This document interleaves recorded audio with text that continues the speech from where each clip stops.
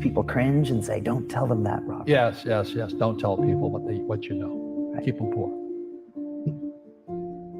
My father was the head of education, PhD, all that stuff. I go home and ask him, said, why don't we learn about money in school? And he looked at me and says, because the government doesn't let us teach that subject. The government tells us what we can teach and what we can't teach. And I thought that was strange. And I said, but aren't we going to school to learn about money? He says, no, your job is to get a job. I said, but you get a job to earn money. He goes, no, you're supposed to just get a job. I went, no. Isn't the purpose of a job to earn money? He goes, you're correct. I said, so why don't I just learn about money? I can skip the job part, you know? And he got flustered and he said, if you want to learn about money, why don't you ask your best friend's father about money? And I said, why? That's Mike. So I asked him. He says, because Mike's father is an entrepreneur.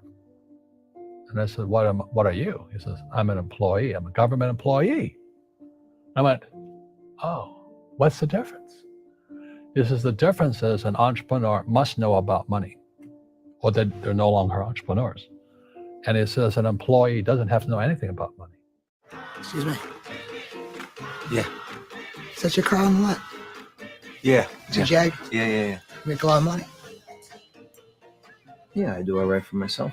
I'm trying to put it together. Nice car. Mm-hmm. We live in the same building. I'm not understand how much money you make. I don't know. 70,000 last month. I'm serious. Yeah, no, I'm serious too. Seriously, how much money you make? I told you, 70,000. Well, technically 72,000 last month.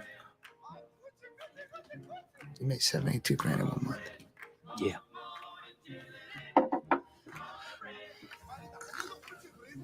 I tell you what. You show me a pay stub for $72,000 on it, I quit my job right now and I work for you. So you listen to me and you listen well. Are you behind on your credit card bills? Good. Pick up the phone and start dialing. Is your landlord ready to evict you? Good. Pick up the phone and start dialing. Does your girlfriend think you're a fucking worthless loser? Good. Pick up the phone and start dialing. I want you to deal with your problems by becoming rich.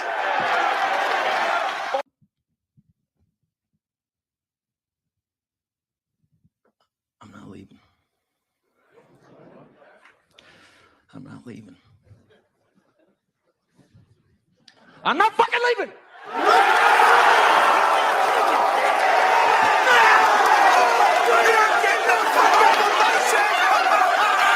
The show goes on.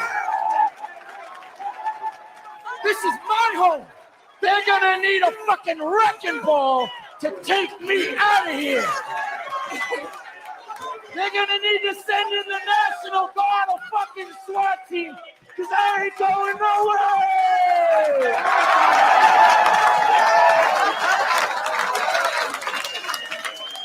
Fuck them.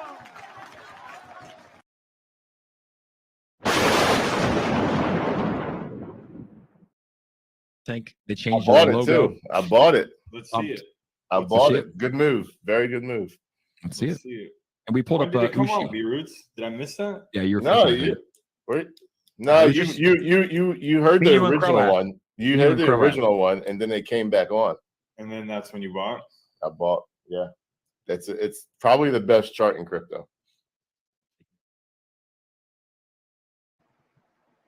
All right, what's up? Welcome back to Shido-Finance and Chill, episode 9. It's been a while. It's been a while since we've been on the stream. It's been a while since we've had some time to talk. It's been about 13 days, actually. Will be officially 2 weeks with this broadcast. And the reason why we're on tonight, and the reason why this is a little bit more special, as Shido Queen just put it, we're the best fucking chart in crypto. We have the best chart in DeFi. Why? Because our charts are organic. I want to start tonight. Arno's not going to be with us tonight. He's got a few things going on, so it is just me this evening. And we're going to be a little bit more chill tonight. But we're going to drive home a point. You know, the point is, when we looked at this tonight, when I looked at what I wanted to do for a title for this video, I thought long and hard. What do I want to do? How do I want to go about this? What message do I want to drive home to the viewers tonight? What do I want people to understand that have been waiting for us to come back live? And that message is simple, guys. I'm just going to pull up an image right here for you. This is coming. And 1 second. Boom. This is coming. This is coming your way, guys. This isn't a joke right here. You guys are in the situation now where we're talking about wealth. We're talking about money that is going to change your lives. Now, we're going to play some videos tonight. We're going to talk about some of this because I feel like these images are important because people truly need to understand you are in a project that is cutting edge. You are in a project that is doing stuff that no other project has ever done in DeFi. You are on the cutting edge of a layer 1 blockchain initiative. You are on you are in a project literally doing everything to make you financially free, to take you away from the chains of centralization, to remove centralized exchanges basically out of the equation. Some may tell you that's naive. Some might tell you, hey, we need centralized exchanges. You can't get rid of centralized exchanges. How would I cash out my crypto? Well, welcome to Shido-Finance, right? Welcome to what is going to allow you one day to buy what you see on the screen. If you have invested, if you have worked hard, if you have brought to the forefront everything you could do within reason, without spending money you can't spend, and you have held the line, you have been one of our diamond hand holders through one of the worst bear markets in crypto in a very long time, full of black swan events and crazy circumstances that absolutely nobody could expect. If you've held through all this, you deserve to be rewarded. You deserve to drive something like this. You deserve to have something like this, a mega yacht. You deserve to have the mansion of your dreams. You deserve to have the business in the future for you and your family that you have prayed that you could potentially one day have, but never knew how to get until you found crypto. My journey, just like Vinny, is the same way. I always felt something in my heart.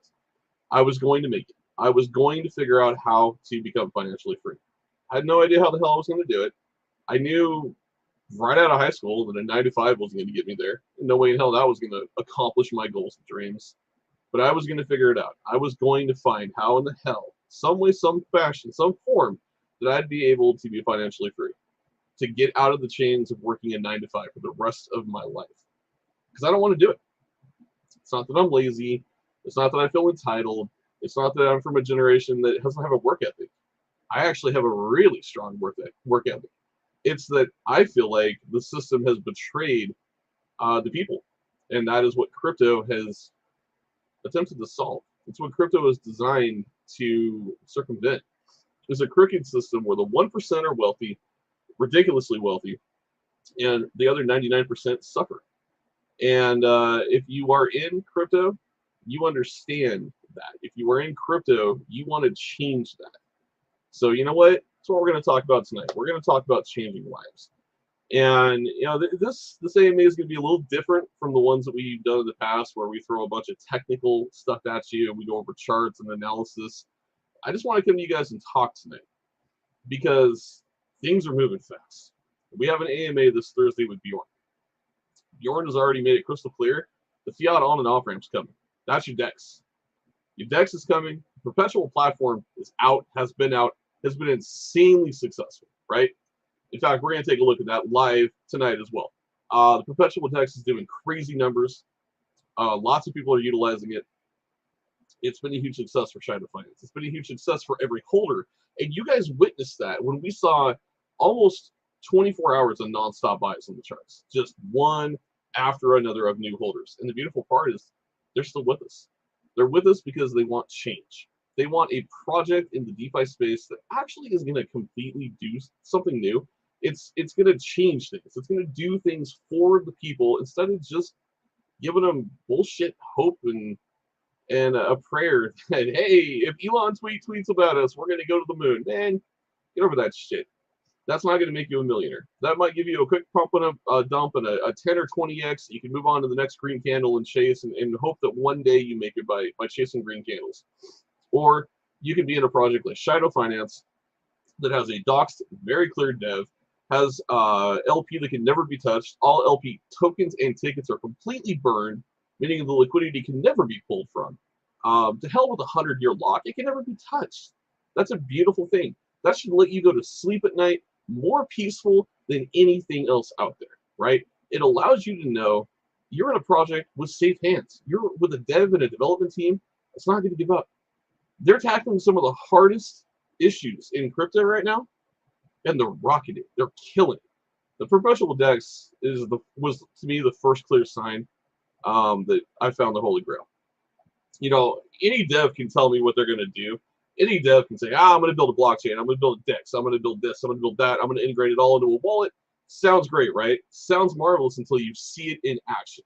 And then when you actually start to see it being implemented and the products rolling out, that's when you step back on the grand stage and you have to say, holy shit, I made it.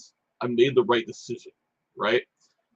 Everyone that's watching this tonight, you guys have made that right decision. Ladies and gentlemen, you've made the right decision. You're here. You're in a project that's going to take you to places that I can't even begin to tell you. You're just going to have to watch the journey unfold.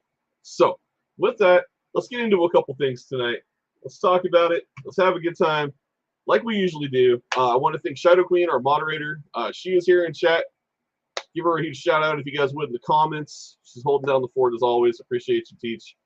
And without that, let's just get in. Let's look at the charts. Let's see what's going on before we even dive in tonight. So right now, composite pricing for Shadow, we'll pull it up for everybody here, is sitting at 3 zeros and a 1525. We're down 5.19%, but if we look at a whole of the crypto market right now, the whole crypto market's been kind of rocky the last couple days, right?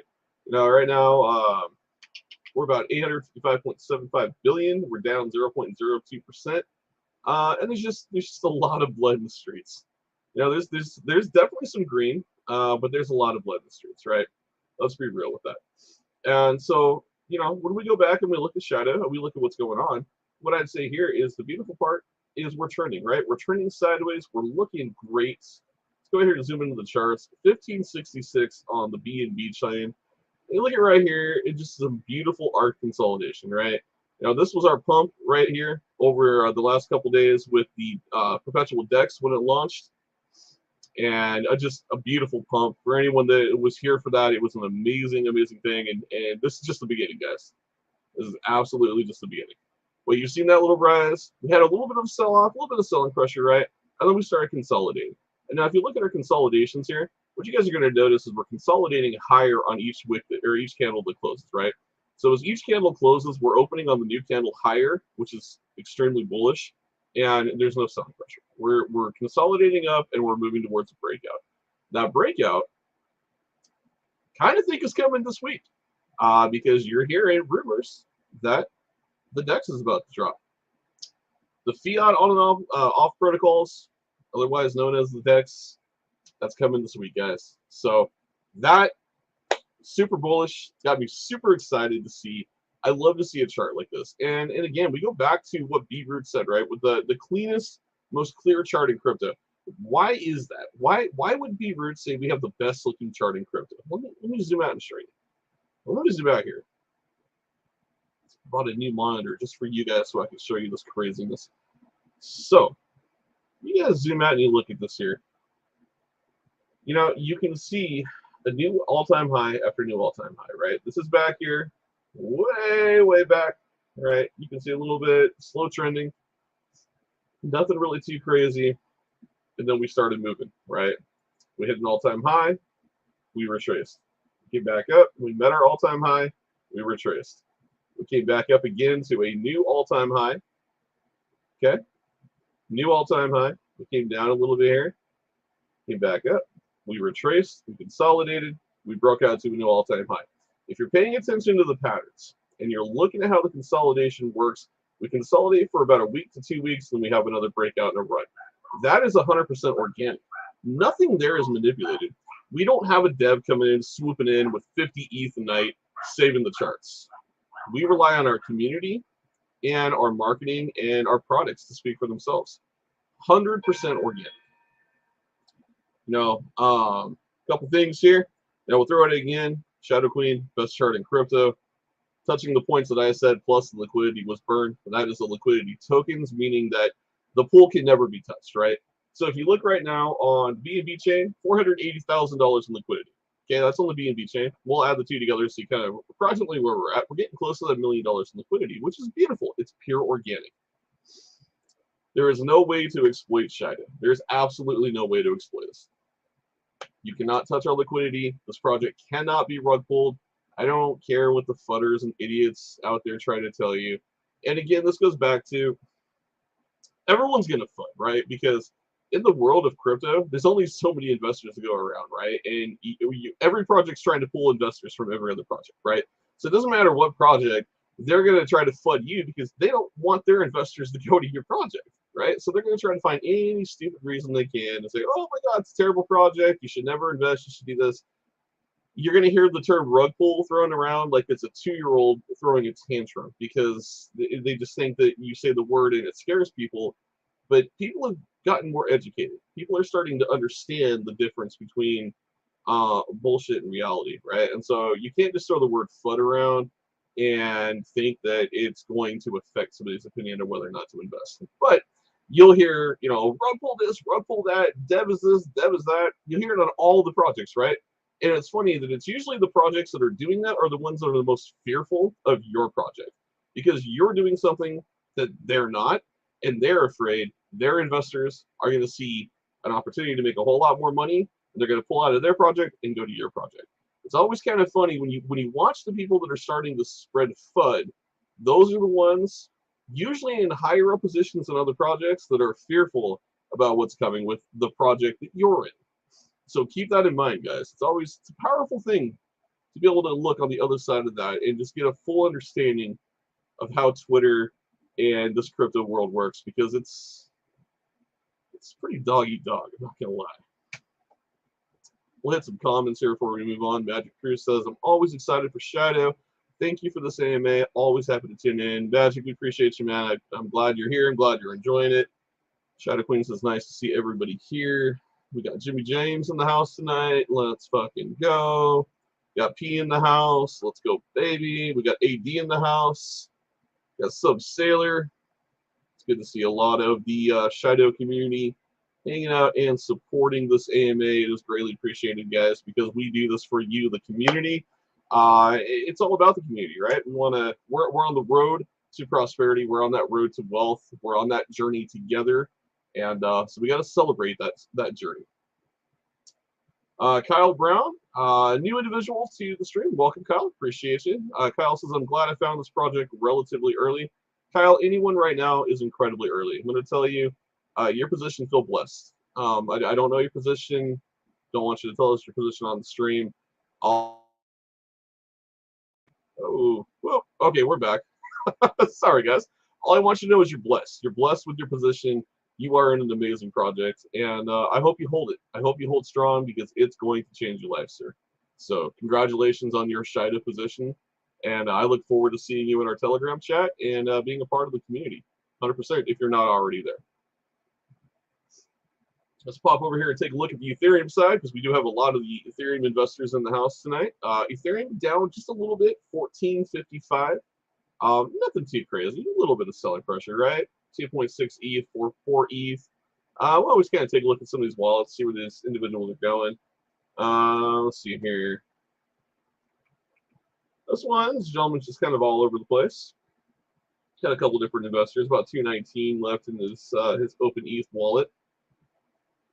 Take a look at this gentleman right here, this individual. E-chain token seems to be this person's big investment. Still holding some Shido, so this individual is just taking a little bit of profit. No big deal. Take some healthy profit. He's probably gotten in early, and hey, totally entitled to a little profit. So still holding about 25 million Shido. That individual holds that will absolutely be life-changing for them. I do want to give our Alcazar Lions a shout out tonight. Always feasting. They are facing a little bit of selling pressure. They rose incredibly fast. They are going to push a penny.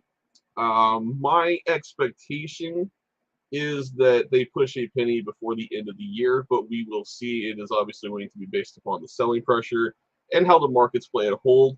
But I want to give James a personal shout out, the developer over at Alcazar. This man, he wants to make you wealthy. He wants you to win some amazing luxury items, from Rolexes to vehicles to paid vacations to lump sums of money in key crypto assets. I'm also an admin over in Alcazar, so you'll find me in that community as well. I represent both, and Alcazar is an amazing opportunity. If you guys haven't gotten in yet to Alcazar, DYOR, do your own research, but I would encourage you to go take a look at Alcazar. Really, really, really awesome project.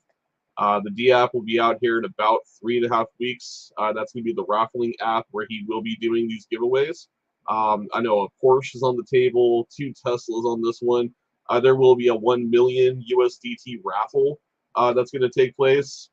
This dev is very serious about his project. He's very serious about his community. And again, he wants to put some money in your pockets. He wants to give you an opportunity to win some luxury items. So go check out Alcazar. Yeah, P says we're here for Shadow Baby, not Alcazar. P, you are. But being that I'm a part of both projects, I do give Alcazar a little bit of time. So P is hungry for some Shadow news. I always appreciate P in the chat. But yeah, no, we're going to get back to Alcazar. But we're going to tie it back to a couple videos I want to watch tonight. Before we dive into this first one, which is Robert Kiyosaki. And if anyone knows about Robert Kiyosaki is somebody who grew up very poor. His dad was a blue-collar worker, and he was pretty much just told out of high school, get a job. Go get a job, and that's how you make a living. Nobody wanted to teach him about finance. Nobody wanted to teach Robert Kiyosaki about alternative ways to make a living. He is a huge crypto advocate as well, and has made an absorbent amount of money through crypto and decentralized finance, which is why we're going to listen to some of his speeches tonight. But for me, it's really powerful with people like this because they understand, right? They were standing there when Bitcoin was being laughed at. They were standing there when Ethereum was being laughed at, right? They were there buying when Vitalik Buterin was telling everybody, I'm going to change the crypto space. I'm going to solve this quadrant. And people said, what the hell are you even talking about? What quadrant? What? I don't want anything to do with this crazy shit, right? There were so many people that were giving Vitalik Buterin a hard time, calling him a scammer and a rug pull. The same crap you hear about Shido and every other project, right? It's always the same people doing it because they're fearful of change. They're fearful of new innovation. And Vitalik Buterin just kept pushing ahead. I've said it multiple times, and so is Arno on the stream. If there's one person we would compare Bjorn to, it's going to be Vitalik Buterin. In a lot of ways, he reminds me of Vitalik in early 2014. He's got a roadmap with Shido. He knows where Shido is going. And he's not going to let anything get in the way, right? He's just going to plug in and do what he's got to do to get it done, to pump out the utilities, to build the project, and then present it to the DeFi space and leave the option for the DeFi world to utilize it and embrace it. Similar to how he's going about approaching the blockchain. Bjorn has got this mindset of success, and which is what attracted people like me and Arno and Shido Queen and others to the project, because it's that driven success and that high level of intellect for somebody who knows what he wants and is hell-bent on creating it. He's going to build that platform, the financial freedom, and if you want to hop on board, you can do so. You don't have to. Nobody's forcing you, but the option's there. And so that is why I like to compare Bjorn to Vitalik, is just the way he's approaching this project. It's very eerie to Ethereum in 2014. But before we dive into this, I did tell you guys we would take a look at the Perpetual platform. For those, sorry, my headset's a little bit of a pain in the butt sometimes. For those who have not seen the Perpetual yet, give me just a moment, make sure I get the proper link. We are going to pull up the Perpetual platform for everybody. I want you guys to take a look at this because it is the most beautiful thing that I have seen, come out of Shido yet. And it's absolutely amazing. the way the Bjorn built this and put it together, absolutely flawless. Let's find it here. Give me just a couple seconds. While I'm hunting for that as well, I do also want to pull this up to you guys. If nobody has seen this yet, we want to make sure that you get this out to everybody, especially potential new investors. So this is link.ee/Shido-Finance. It's our link tree essentially. If you guys look closely here, it's got our official website, links to buy Shido, Shido Wallet Multi-Chain, Shido Dex, Shido MasterCard, Shido Market NFT, Shido Games Play to Earn, our Telegram, our Twitter, CoinMarketCap, CoinGecko, our DEX tools charts, our BSC and eScans, our Facebook, our YouTube, our Reddit, our Twitch, our LinkedIn, and our TikTok. And again, you know, LinkedIn very important to show everybody, especially when you. It looks like our LinkedIn's down. I'm not sure why, but our LinkedIn is there. But especially when you're a docs dev, it's important to have that feature, right? I'll let Bjorn know about that so we can get that fixed. There is our Twitch page as well, which I actually didn't know we had a Twitch platform. So if you are a Twitch viewer, you can absolutely get in there and like and subscribe to our Shido Twitch platform, which I will absolutely do, as I do a little bit of Twitch gaming and streaming, and I follow some Twitch content creators. You've got our Reddit, which again, very important to know that the Reddit is there as well. Speaking of, while we're here on the Reddit, if anyone hasn't gotten a chance to get your elite NFT diamonds, you're definitely going to want to get your hands on these. These bad boys are, again, going to qualify you for the SHE-20 airdrop when the blockchain goes live. You're going to want to make sure you've got those in your possession if you can. You know, not financial advice, but definitely something I would consider. It's got some pretty cool little videos he's put together for him. I like that one with the diamonds around the Shido. Very, very cool.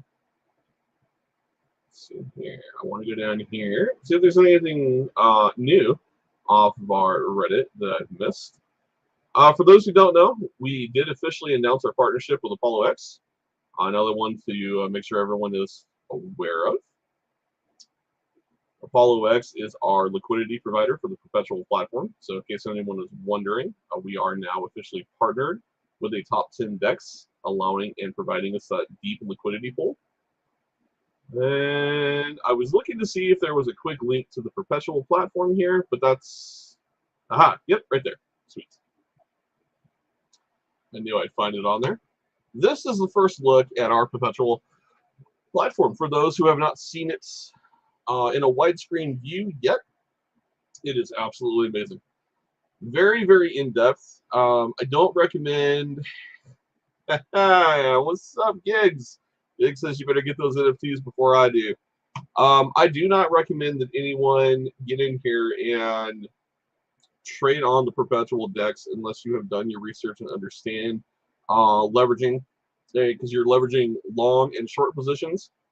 Now, one thing I do want to show everybody, something changed, and a lot of people didn't catch this.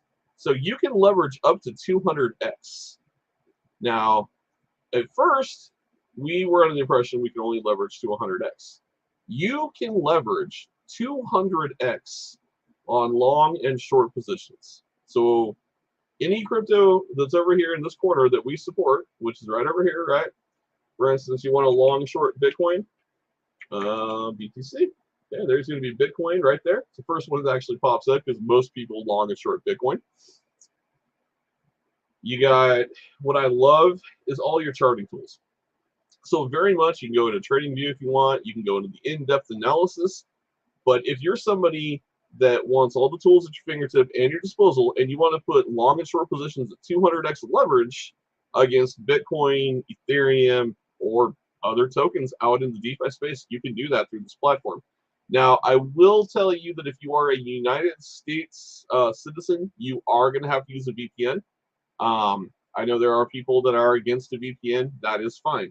If you want to trade perpetuals, which perpetuals are technically not allowed in the United States, you will have to connect a VPN to do so. There is no way around that. You know, this platform, this utility is being built out of our country. So, of course, our rules and regulations, if you're a U.S. citizen connecting to this, and a U.S. Internet-based service provider are going to come into play. So you're going to want to make sure that you are aware of that. If you want to trade perpetuals in the United States, you will need a VPN. But that's not a huge deal. Most people use VPNs. NordVPN is always a recommendation. I don't get anything for saying that, but Nord is a very good VPN service. Most people I know use Nord. Queen giving Giga a hard time over here. Giga, I think this guy right here, I think Giga's got upwards of 70 NFTs. This man right here, I want you guys to know in the Shido community, this man right here is one of your angel whales. Now, he is an amazing gentleman. I have the privilege of getting to know him in our own personal chats and groups and in the Shido and Alcazar community. Angel Well, great guy, here for the long term with both projects, and he's buying your NFTs. So if you ain't going to buy him, Gigalodon's going to buy him. I'd get him soon. Magic, it is 200x. So we'll go back up here and show you. So in this top corner, this is where you change your leverage position. So you can click into that. You can set it to whatever you want. So if you want to only go 100, you can drag it over to exactly, there we go. So you can use the plus or minus or drag it, but you can go to exactly 100x leverage if you want. Your max is going to be 2000x, or 200x, excuse me. Maximum position at current leverage would be 10,000 USDT. So if I had 10,000 USDT in my wallet, I could connect my wallet, do a 200x leverage against Bitcoin, whether it's a long or short, and it's basically Las Vegas. Place your bets. Do it as you will, but I would encourage you to please educate yourself before you utilize the platform. Yeah, appreciate you, Gigs. Appreciate you tuning in, brother. So yes, guys, I just want everyone to see here. You know, you can see how you got your margin ratios, maintenance margin, margin balance. So this would show like what I had in USDT. I'm not sure what maintenance margin is. That's the minimum amount of margin balance required. Oh, okay. So this is how much you have to have in there to keep your positions open. So that makes sense. And then you can see your ratio between the two. We go back up here again. So if you go into Trading View, so this is going to look very similar to Dex Tools. It basically is Dex Tools integrated into Perpetual. You can see the same tools right here on this left-hand side. It's the same tools you're. This is a little bit different. So this is quite cool actually. So you can actually look, and I think you can set it. Let's see here. I haven't really played with depth, so I'm not 100% certain. Oh, that's cool. You can set 4 different charts at a time. So, like if I wanted 4 different assets on my screen, you can do that. We're going to go back to one chart for now, just one screen. I'm assuming this is showing, okay, this is showing your, okay, it's going to be showing your ups and your down swings. I'm not exactly sure how to read the depth chart. I'll do more research on this and get you guys an answer for it in Telegram chat. But that's really cool. I mean, you got a couple of different views. You know, if you just want to view the chart, don't want to do any plotting or any analysis, you can go to the original view. You know, you can zoom in. You're able to move the lines if you want to try to get a feel for what's happening. You know, you can kind of adjust here and there. Trading View will allow you to utilize all the tools. Oh, up here's your time frame. Okay. So you can do the 15-minute chart. So you can get a view of what's happening every 15 minutes. You can do the 1 hour. You can go all the way into a 1-week chart. Most traders are usually going by the week analysis. So there you go. So that would allow you to see it. I wonder what the depth looks like in a week chart. It doesn't change. So this must, I'm not sure what this is. I'll have to do some research on that. But anyways, I wanted to share with you guys the Perpetual so you can get the first look at it. I mean, this mic sometimes can be the death of me. I think it's very classy. You know, here's where you set your limit right here. You guys can see in the top corner. You got your market over here, your stop limits. So you can set your stop limits right here. Yeah. Oh man, I mean, this is deep stuff. So, if you're going to get in here trading perpetuals, you really need to have an understanding. Magic says, wow, that's awesome because I thought it was up to 100x. It was originally up to 100x. They surprised everybody when they took it to 200x, which it caught me by surprise too. Shadow Queen says one of the few up to 100 or 200x. Absolutely. And also, an important thing to show you guys here, we are one of the few perpetuals that is multi-chain. So if you look up here, you're going to see you can hit the ETH chain, which is where we are now, and then you can go over to the BNB chain. So you can trade perpetuals on both the Ethereum and the BNB chains. And now the other cool part here too is Bjorn can add additional chains to the perpetual. So we're not just stuck with Ethereum and BSC. We can add Polygon. We can add Cardano. We can add Kronos. Any additional chain that we want to add, we just have to go into the perpetual and then load it on the back end, and then provide the liquidity pools, etc., and launch it. So expect as the utility continues to progress, and as Shido continues to roll out new platforms, you're probably going to start noticing new chains occurring down here. But the fact that this is a multi-chain perpetual platform, right out the launch, 2 chains with 200x leverage, is super bullish. It's one of the only ones I know of that is both multi-chain and up to 200x leverage. Most of them will be their native chain only, so either BNB or Ethereum. They won't be a multi-chain, and they're usually stopping at 100x leverage. Shido has deep enough liquidity providers to offer you a 200x leverage position. So again, be thankful the project you're in. They're giving you an opportunity to make a whole lot more money. So just play carefully with the perpetual platform. Play very carefully. Kyle says, I managed to get 3 diamonds and 2 of the coin ones. I'm a pleb, so pretty happy with that. If this project takes off, I should be well set. Kyle, you're good, man. You're definitely not a pleb. You are a smart investor.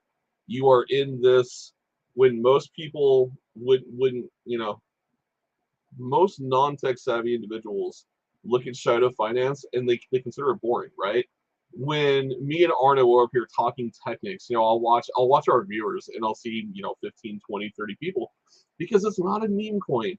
I'm not telling you to the moon and hey, we're on 200 exchanges and blah, blah. I'm not doing that. I'm up here talking to you about technicalities of perpetual lending platforms and cross-chain DEX, and swap protocols, atomic swaps, integrations into wallets. We're not up here talking about to the moon and meme coin shit coins. That's fun. That's exciting. Everyone loves a shit coin and a meme coin that can 10x. People love utility tokens when they take off and they start to see the money flowing in their wallets.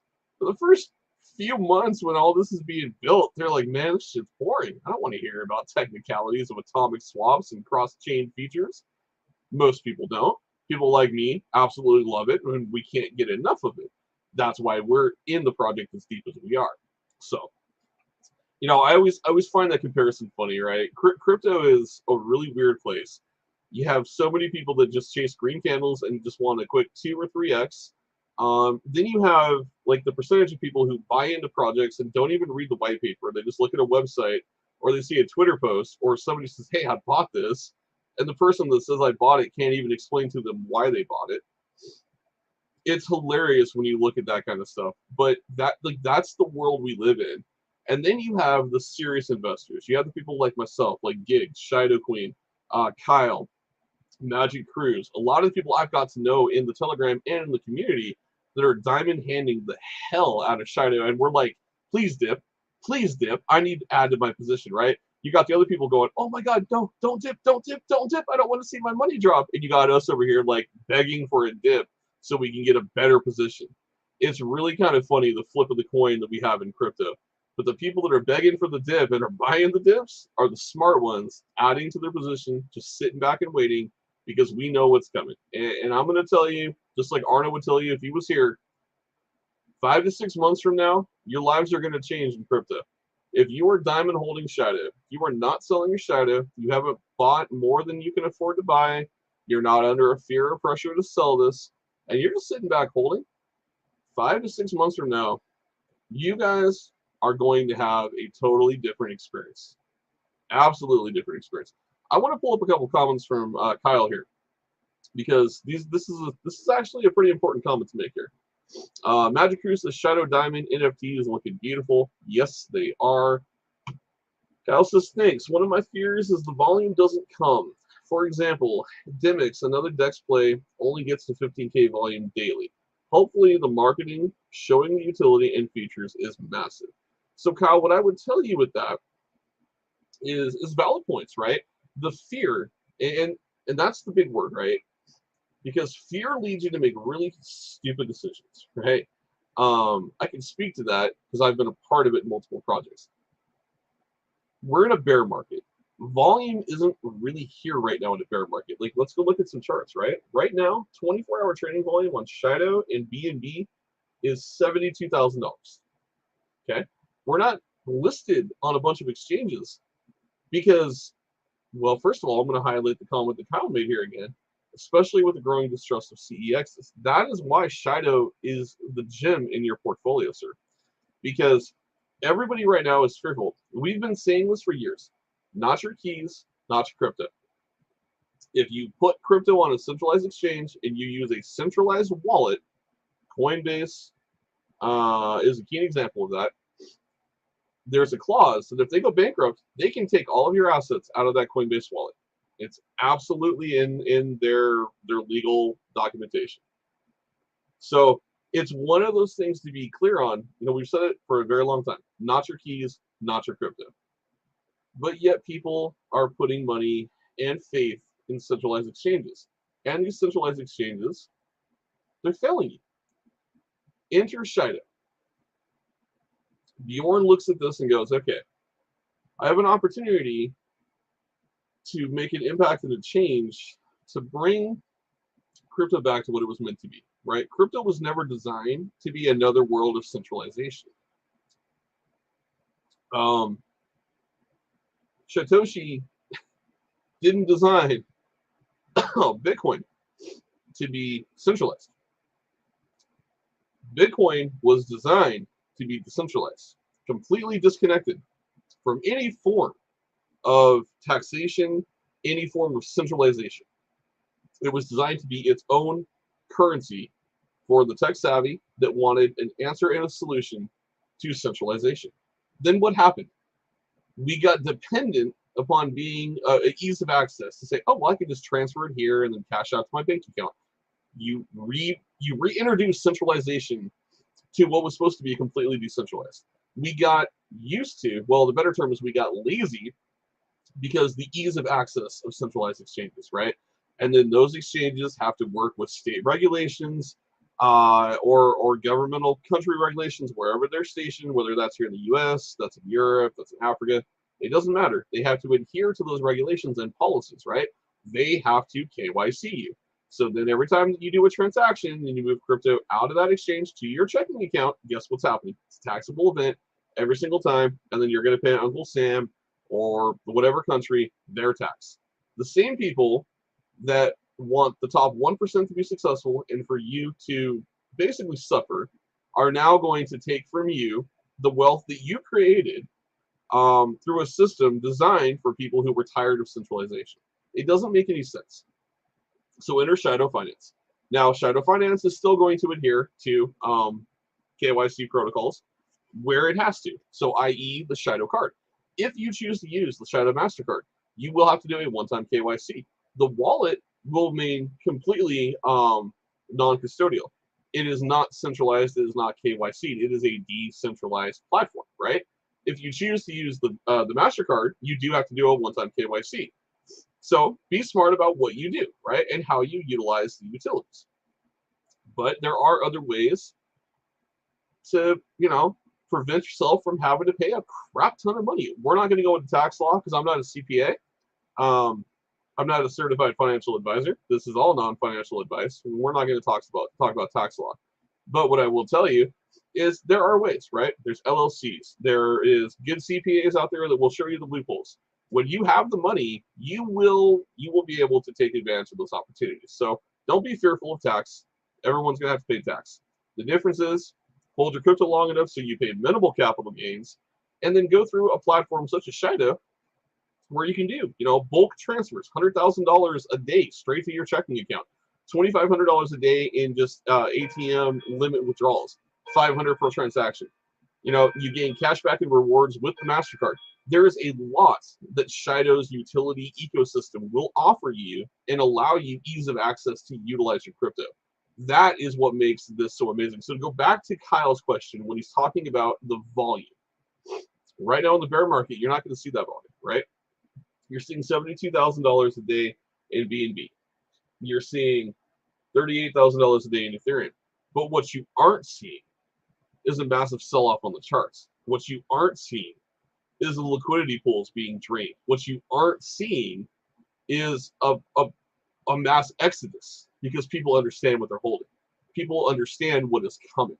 Now, if you've looked at charting in the past, if you've charted Bitcoin, if you've looked at every bear cycle that we've gone through from that 2014 era to today, you'll know that every bull run tends to get a little bit better than the previous bull run. Every time we kick into that bull run, and we are coming close to that.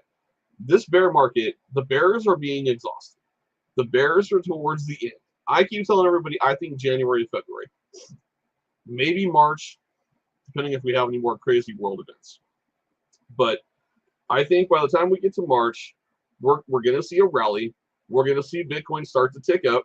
As long as every other thing plays ball and we don't have any more crazy black swan events, like Russia deciding to take on Ukraine, China wanting to invade Taiwan. As long as we don't have any more crazy events in the world take place, I think we're primed to see that bull run start building itself. Now, it's not going to be an immediate blast off, right? It's going to be a slow build. It's going to be, you're going to see Bitcoin jump 4,000 or 5,000. You're going to see a retracement. You're going to see it jump another 2,000 or 3,000 above the previous high. You're going to see a very slow, gradual build. You're going to see ETH start ticking up. You're going to see BSC start ticking up. As all of this starts ticking up, you're going to see that money that's exited crypto start flowing back in, right? Risky assets suddenly start looking a little bit more appealing. That money's going to start flowing back. We're having some connection issues. I do apologize if I bounced out there momentarily. You're going to start seeing that money flowing back. As that money is flowing back into crypto, you're going to see the projects that have been building in the bear market, even meme coins, are going to get an opportunity here. But more importantly, utility projects like Shido are going to be primed to take advantage of it. Because let's think about it. Let's think about a project.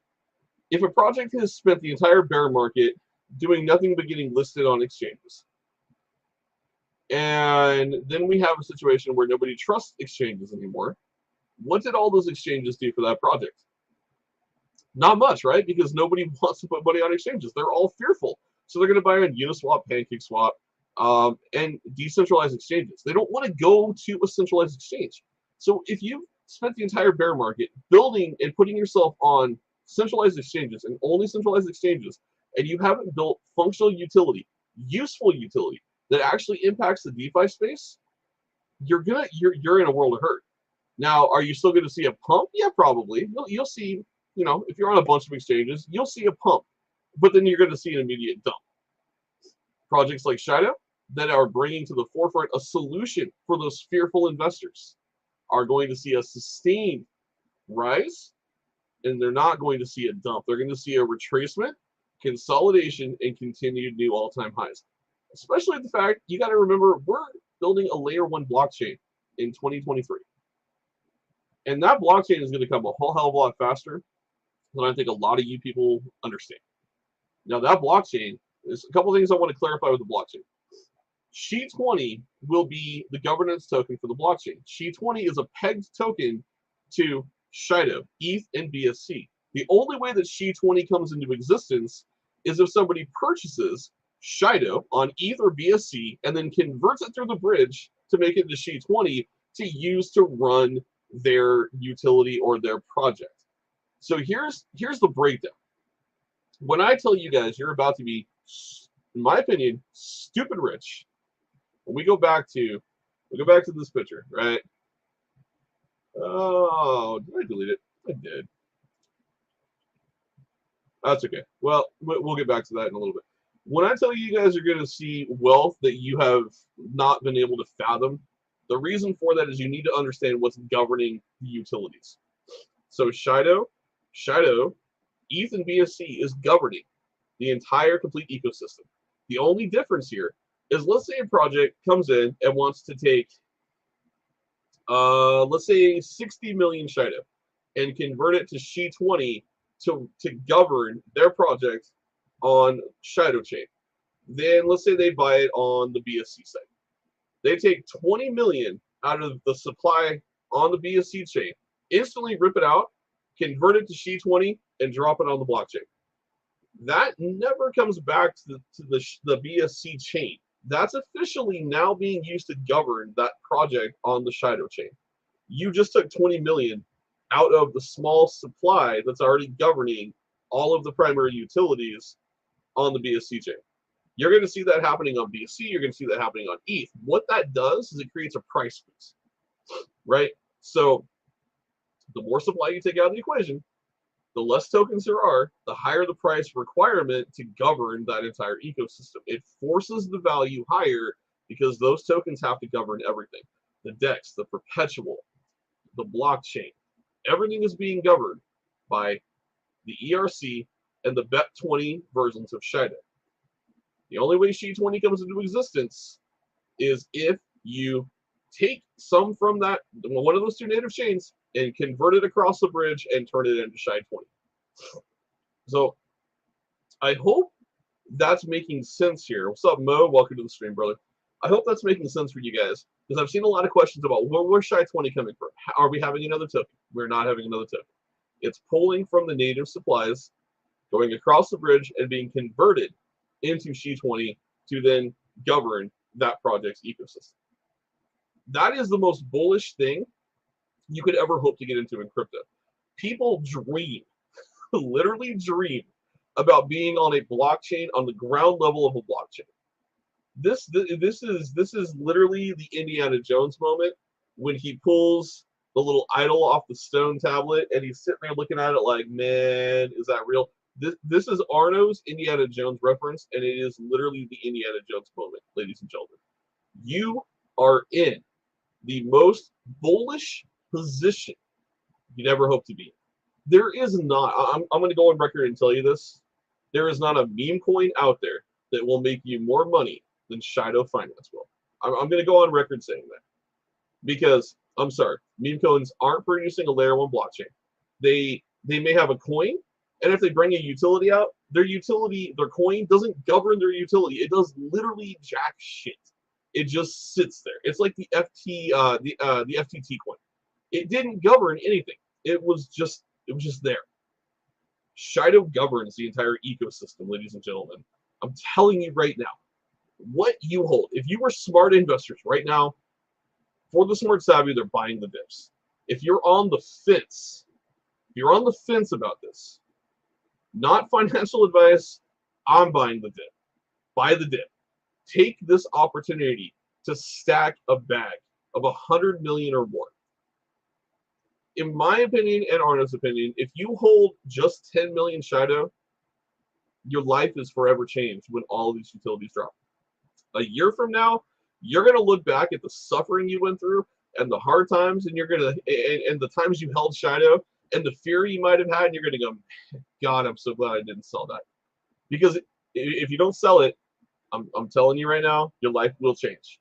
If you sell yourself short out of this opportunity, man, it's going to be a shit moment. And I'm going to use a meme coin reference here, but you're going to look back and go, God damn it, if I'd only held that token. This is an opportunity for you guys to make a ridiculous amount of money. Magic, you're right. You're damn right, dude. He says, this is so amazing about the price squeeze. Super bullish. It's insanely bullish, man. That's what everyone needs to understand. Like, there are no new tokens. Sorry, this mic. There are no new tokens being minted. It is strictly a conversion, a one-to-one conversion, right? So one ETH Shido or one BSC Shido is equivalent to one SHI-20. So if you take 20 million from the Ethereum blockchain and you take it across the bridge and convert it to SHI-20, you get 20 million SHI-20. That's how this works. It's a one-to-one conversion. So you don't have to convert your Shido to Shi-20 to make a bunch of money. You're going to be stupid rich if you hold a good position by simply just holding your ERC 20 Shido or your BEP 20 Shido. There may be opportunities for arbitrage. There may be opportunities to, if the price is really high on Shi-20, to convert some of your Shido, run it across that bridge, and then sell it at a high, and then buy back into Shido on the other chain. There may be opportunities to do that, but you don't need to. You don't have to be crazy about how you do that. All you have to understand is hold your token. You're going to profit. Now, with that being said, I want to take a moment, and we're going to listen to a couple inspirational videos here from Robert Kiyosaki. The first one we're going to play tonight is the speech that broke the internet. Keep them poor. You heard a little bit of this on the intro that I played tonight. By the way, I hope you guys all enjoyed that intro. I used some key areas from Wolf of Wall Street because, man, I literally, I feel like we're in that moment, right? Where he had a realization for penny stocks. He said, I can make a lot of money. I can make a lot of money on penny stocks. We'll all have that realization. I can make a lot of money on utility tokens in DeFi. It's the same thing, right? We're here, we're ready, we're going to make some money. So I'm going to go full screen with this. I'm going to mute myself. I'm going to ask you guys, give me the time. It's about 10 minutes here and about 11 minutes here. It's about 22 minutes of inspirational speech. I want you guys to hear it because I feel like you need to hear this. You need to understand, and then I'm going to show you what stupid rich looks like tonight. We're going to tour an $8 billion yacht. Why? Why an $8 billion yacht? Because I'm telling you that if you hold your Shido, don't be stupid about this. Don't cheat out for a 2 or 5x. Hold your coins. Listen to the people that are following the fundamentals. Listen to Bjorn. Don't listen to me, but listen to Bjorn. Listen to the words of the man developing the project.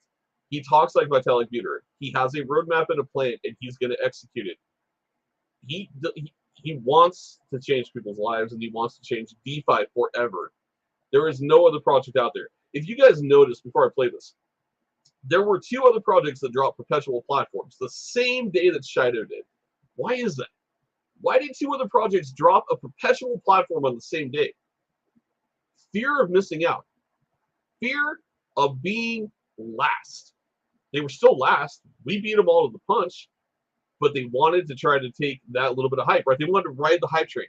Oh shit, perpetual platforms are the next big thing. I got to make one. You know what's funny is those other 2 projects, they're single chain perpetuals and they're only up to 100x leverage. They didn't take the time to find the correct liquidity providers, to build the deep liquidity pools, to actually dig in and build a solution. They just took something that they knew they could make real quick, slapped a brand on it, threw it in your face, and hoped that you would bite and take it. The smart people are using Shido's Perpetual, taking advantage of 200x leverage, multi-chain on BSC and Ethereum, and the opportunity in the future for more chains to be added. See, these are the small details, guys, I want you to understand about Bjorn. This dude is not playing around. This project is not playing around. With that being said, we're going to go full screen, and we're going to watch a couple of videos.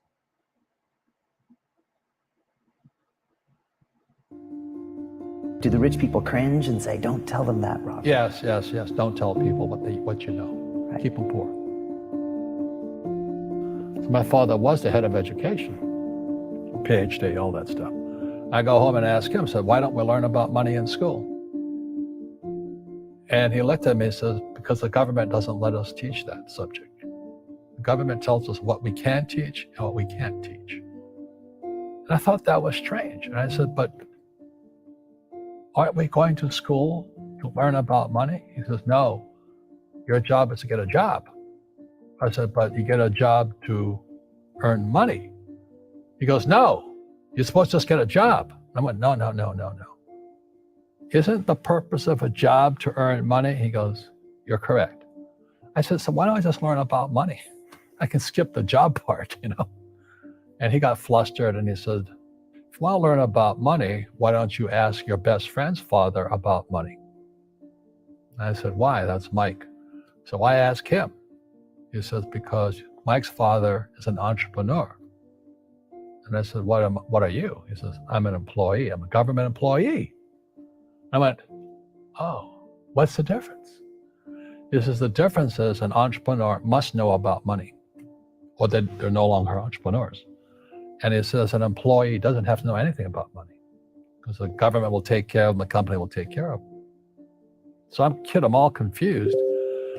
But I took my dad's advice and I trundled over to Mike's father's office and knocked on his door and I said, hey, I'm here, 9 years old. Teach me about money. He says, beat it, kid, you know. But that's where the story of Rich Dad, Poor Dad started. And finally, through persistence, my rich dad started teaching me about money on one condition. And that condition was he would never pay me. He says, the moment I pay you, you think like an employee. He says, that's the trap. Entrepreneurs work for free. And now I'm 9 years old, my head's going cracking in half. He says, you never want a paycheck. You understand that, kid? I said, okay, I got it. And he says, well, how do I make money? He says, that's what entrepreneurs figure out. It's like, so how do I learn about money? So he would just break out a Monopoly game board. So I would work for free. I'd pick up cigarette butts and get hotels and restaurants, and I would clean and do menial tasks. And as I got older, I started getting into office work and marketing and accounting. And I was an apprentice, basically, but I always worked for free. And he would teach me about money. But the way he taught me about money was playing Monopoly. And I finally, one day, I got upset. I said, well, when are you going to teach me about money? He says, what do you think we're doing? We're playing Monopoly. He goes, no. What do you think we're doing? We're playing Monopoly. He says, what do you think we're doing? So I don't know. I'm teaching you about money. And then that's when, you have one greenhouse. He says, there's many formulas for great success in money. There's thousands of them, but one of the best ones founded on the game of Monopoly. It still is today. 4 greenhouses, 1 red hotel. I said, what? He says, one of the greatest ways to acquire great wealth is playing Monopoly in real life. 4 greenhouses, 1 red hotel. Is that all there is? He goes, that's it. And he says, what do you think I'm doing? And I went, I don't know. So then he took me out, he showed me his greenhouses. And 10 years later, when I was 19, I was now in school in New York, and I come back to Hawaii, and Rich Dad had bought the biggest piece of land smack dab in the middle of Waikiki Beach. And when you go to Waikiki Beach today, you'll see the Hyatt Regency Hotel. That was his hotel. Just like the game of Monopoly. Just like the game of Monopoly. Acquired assets and they became bigger assets. He just kept what's called an assemblage, because that property wasn't that big at the time. So he had to buy out all the small guys, because Waikiki was a little dirt water little town. So he'd buy out this shop owner and buy that shop owner. And it took him a while, but he finally assembled this large piece of property. And then he and Hyatt put up this giant hotel. It just sold for $800 million. So that's how I learned about money.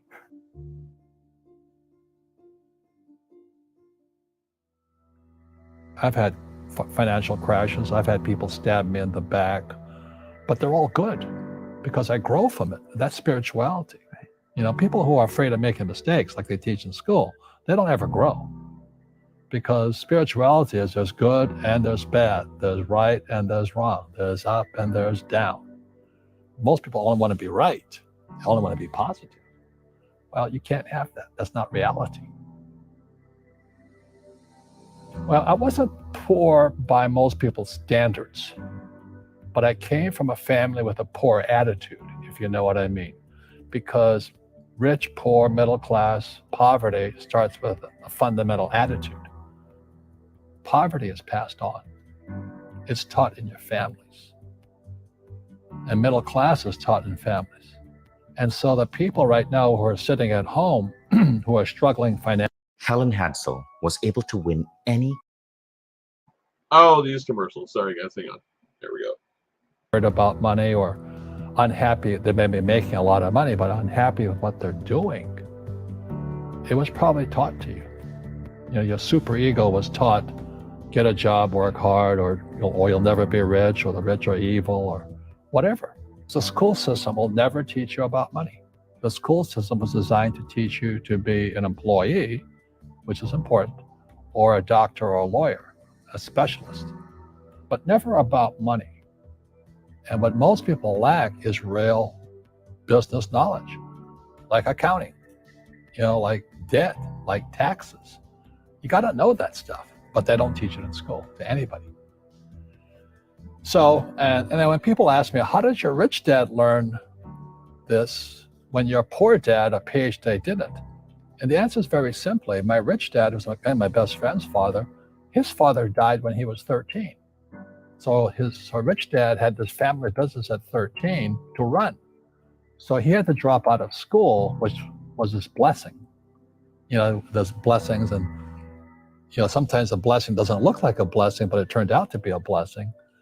And then his teachers became his bookkeeper, his accountant, his attorney, his banker, his real estate agents. So he has what I call real teachers, not these fake teachers in school. You see, most teachers in school, they're out of ethics. They teach subjects they themselves don't practice. I asked the teacher, I said, I'm in my third year of calculus now. It was called strength of materials.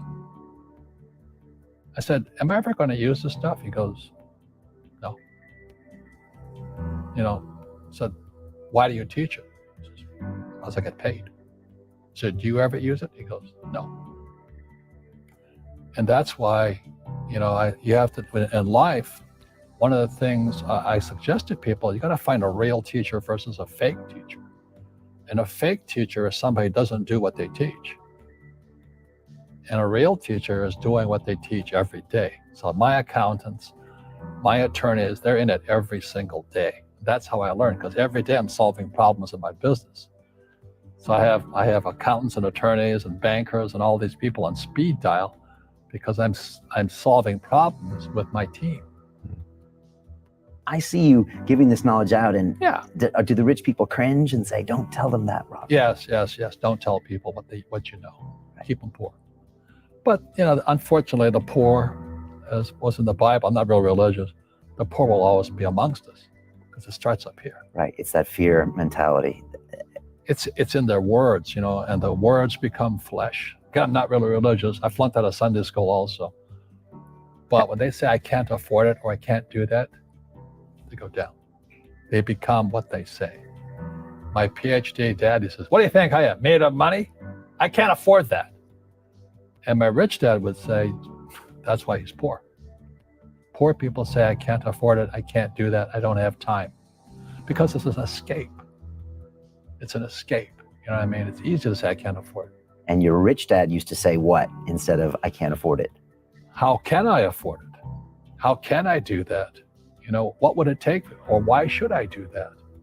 He says that a question opens the mind, a statement closes the mind. So when you say, I can't afford it, your mind shuts down and you become what you say. Rugby is a team sport, but so is soccer. The rules are different. And other people are golfers. They play by themselves. And so everybody's different.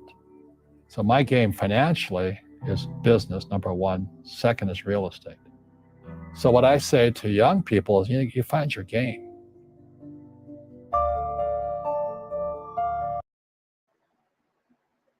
All right, guys. So that's the first of two I wanted to share with everybody. And I love the Monopoly reference. I grew up playing Monopoly, and I'll share a moment with that because I remember playing it with my family sitting at the table and getting frustrated, right? Like, God damn it, how do they have so many properties? How do they have half the board and I have 4 properties? And none of my properties are generating enough revenue to keep me in this game. I'm going to go bankrupt. And I remember that. I remember playing this over and over and over again. And I told myself, I'm going to become the tycoon. I am no longer going to allow them to dictate whether or not I can make the next turn around this board. So I started developing strategies. And one of my strategies with Monopoly was right out the gate. The moment that I made my first lap around that board, I didn't care what property I landed on, I was buying it. And I was going to develop it. It could be the Browns, or it could be Park Place and Boardwalk. I'm going to find a way to afford it. Even if it takes me down to the last $4 on my board, I'm going to buy it. I'm going to put a house on it. Because I know that the moment that somebody comes across the board and lands on it, all my fortunes have changed because I own that property, right? I own that investment. That's what this gentleman is saying. That's what Robert Kiyosaki is trying to tell you guys. So you got to think outside the box, right? And I apply this to crypto. Don't ask yourself, well, will it go to $1? Ask yourself, when will it go to $1? And then know when it goes to $1 what your strategy is, right? Then ask yourself, well, will it go to 25 cents? When will it go to 25 cents? Let me pull up the chart. Let me look at the charting. Let me look at where we are in the chart. Are we in an ascending wedge? Are we in a descending pattern? What's happening? Are we consolidating? What's the buying and selling pressure look like? Learn to read charts. Learn to understand some of the technicalities. You don't have to be an expert, but know enough to be able to plot your own destiny and course. That's the important part to crypto and being financially free, right? A lot of people play. I can tell you, I've watched swings where my wallet is dropped by $12,000. If I was an uneducated or fearful person, I'd freak the hell out and sell at a loss. Come here, Bo. Come here, sweetheart. Sorry, my husky's in the hallway whimpering. He wants attention. If I was uneducated about what I'm in, I might freak out and sell. Go, oh my God, I got to save a little bit of money. And then you get to shortchange yourself, right? But if you know charting, you can understand. And I thank Arno for a lot of this because he's disciplined me in this area because I was not as educated as I am today on that when I first started this venture. I'll tell you that. I've learned, but I've listened, I've humbled myself, and I've listened to what others have offered advice that know more about charting and that level of expertise than I do. And I've said, teach me. Show me what you know. Show me what a moving average means.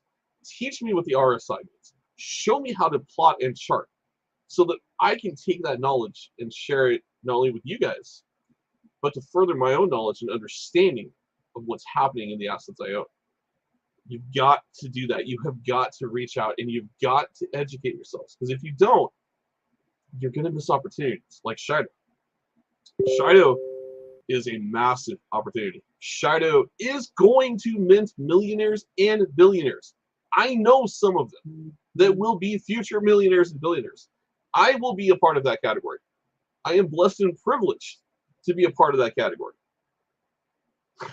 I wasn't born into money. I've been my family has never known wealth, but they're going to, thanks to the decisions that I'm making. And I hope your families are going to know wealth because of the decisions you're making. You have to take this shit by the reins. Ride the bull. Don't run from the bull. Don't be the person that chases green candles, that gets fearful of market trends, that sells their shit when FTX crumbles, when the second biggest exchange in the world collapsed. Did I have a restless sleep? Fuck no. Because I don't care about centralized exchanges.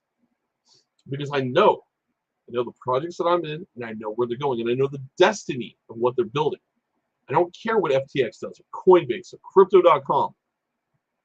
I care about what Shido-Finance is building and creating and where it's going. Because I know that is what's going to set me financially free. That is what's going to make me a multimillionaire. And that is the wisdom I hope you take from this AMA tonight. With that being said, we're going to watch number 2 here. This is the rich versus the poor mindset. This goes right back to what we're talking about with crypto. Understand the mentality. I can't afford it, or how do I afford it? How do I? Not I can't. I can't, you will never succeed in life. How do I? And what do I have to do to get it? That's power. That is wisdom. That is something that most people in the world would kill to have. That understanding, to be able to harness that and use that to build financial freedom, like all of us are doing in DeFi. So let's watch the second video. It's not taught. You're taught to go to school, get a job, and get a paycheck. You're not taught to how to get rich.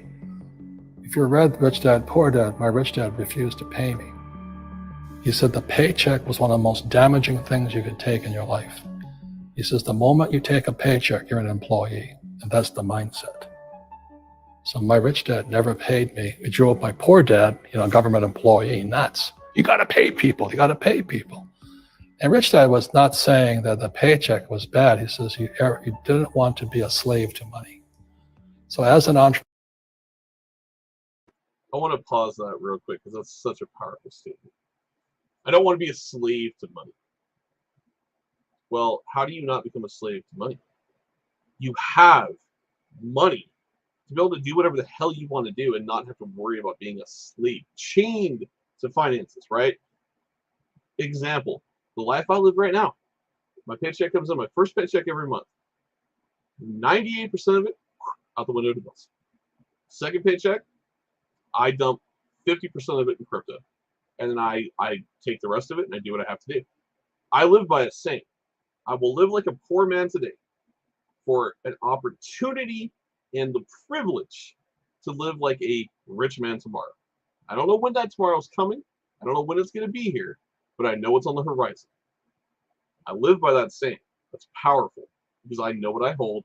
I understand what I'm doing. I understand the journey that I'm on, the journey to financial freedom. Do not be a slave to money. Do not be a slave to a paycheck. Do not be fearful of change, because if you are fearful of change and you're fearful, you're going to be a slave for the rest of your life. entrepreneur, if Rich Dad folded. Want a second income stream? These commercials, I can't time them, guys. There we go. I just start another company. I don't need a paycheck. I don't need anybody to take care of me. If my government doesn't like me, I move to another country because they need entrepreneurs there. So the entrepreneur is not so much the business. The entrepreneur is really the mindset and the skill sets and the different set of rules. You see, I don't operate, small business does not operate in the same rules as big business. Entrepreneur is a mindset first, a skill set, and rules. And depending upon whether you're an employee or a small business, the rules are different. The mindsets are different. The skill sets are different. If you could say one thing to somebody who's never been an entrepreneur and they're thinking about making the leap of faith into becoming an entrepreneur, what could you tell them? Well, I'll just tell them the same thing that happened to me. My last paycheck, I still remember it clearly. It was one of the worst and the best days of my life. And I was in Puerto Rico. I was working for Xerox, and my boss gave me my last, it wasn't a paycheck, it was a bonus check. I think it was about $30,000 taxable. It's the only problem with that. So I got this check and I went, holy mackerel. You know what I mean? So I was excited, but I was also disturbed. And so this other guy comes up to me, his name was John. And John says to me, he says, you're gonna be back. I said, why? He says, because you're gonna fail. I looked at him and said, look, few expletive words, because that's what he did. He left Xerox, failed, and he came back. And I said, look, you failed and you came back, but I'm going to fail and I'm never coming back. And that's the attitude. Do you know what I mean? If you say, well, if I fail, I'll go back to mommy and daddy, then that's what you'll do. So if you fail, that's when I became an entrepreneur, because I had no money. I had no money for years. I didn't have a paycheck. But that's what my rich dad encouraged me to do. He says, when you don't have this paycheck, you get hungrier, smarter, and it's a test of your character. Will you become a crook? Will you become dishonest? Will you cheat and steal? Or will you become a better human being? So really, that's the benefit of becoming an entrepreneur, is you really find out who you are when you don't have anything. So you always have to look at the big picture. Too many people look at, well, what's going to happen to me? When you look at the big picture, you're also going to know that when something bad happens, something good's going to happen. But you got to prepare for whatever is coming. If you think next 20 years will be like the last 20 years, you're going to get creamed. When you and I go to the supermarket and we buy a carton of milk, we always check for the expiration date. But most people do not check for the expiration date on their brains. Instead of get out of debt, I get into debt. I just refinanced 300 million in debt. I went from 5% to 2.5% interest. I made a fortune. Every month, more money comes in because my cost of money has gone down. So while some Especially financial today. experts are saying get out of debt, I'm saying learn how to use debt. See, when I came back from in Vietnam in January of 73, the first thing my rich dad said to me was go to school to learn how to invest in real estate. It wasn't real estate, it was how to use debt and taxes. Debt and taxes make the rich richer. Debt and taxes make the poor and middle class poorer. So all the rich guys who are doctors and lawyers or, those guys, they're getting creamed. And they don't know why. Doctors are getting creamed. Oh yeah, they're making more money, but the take home is less. Sure.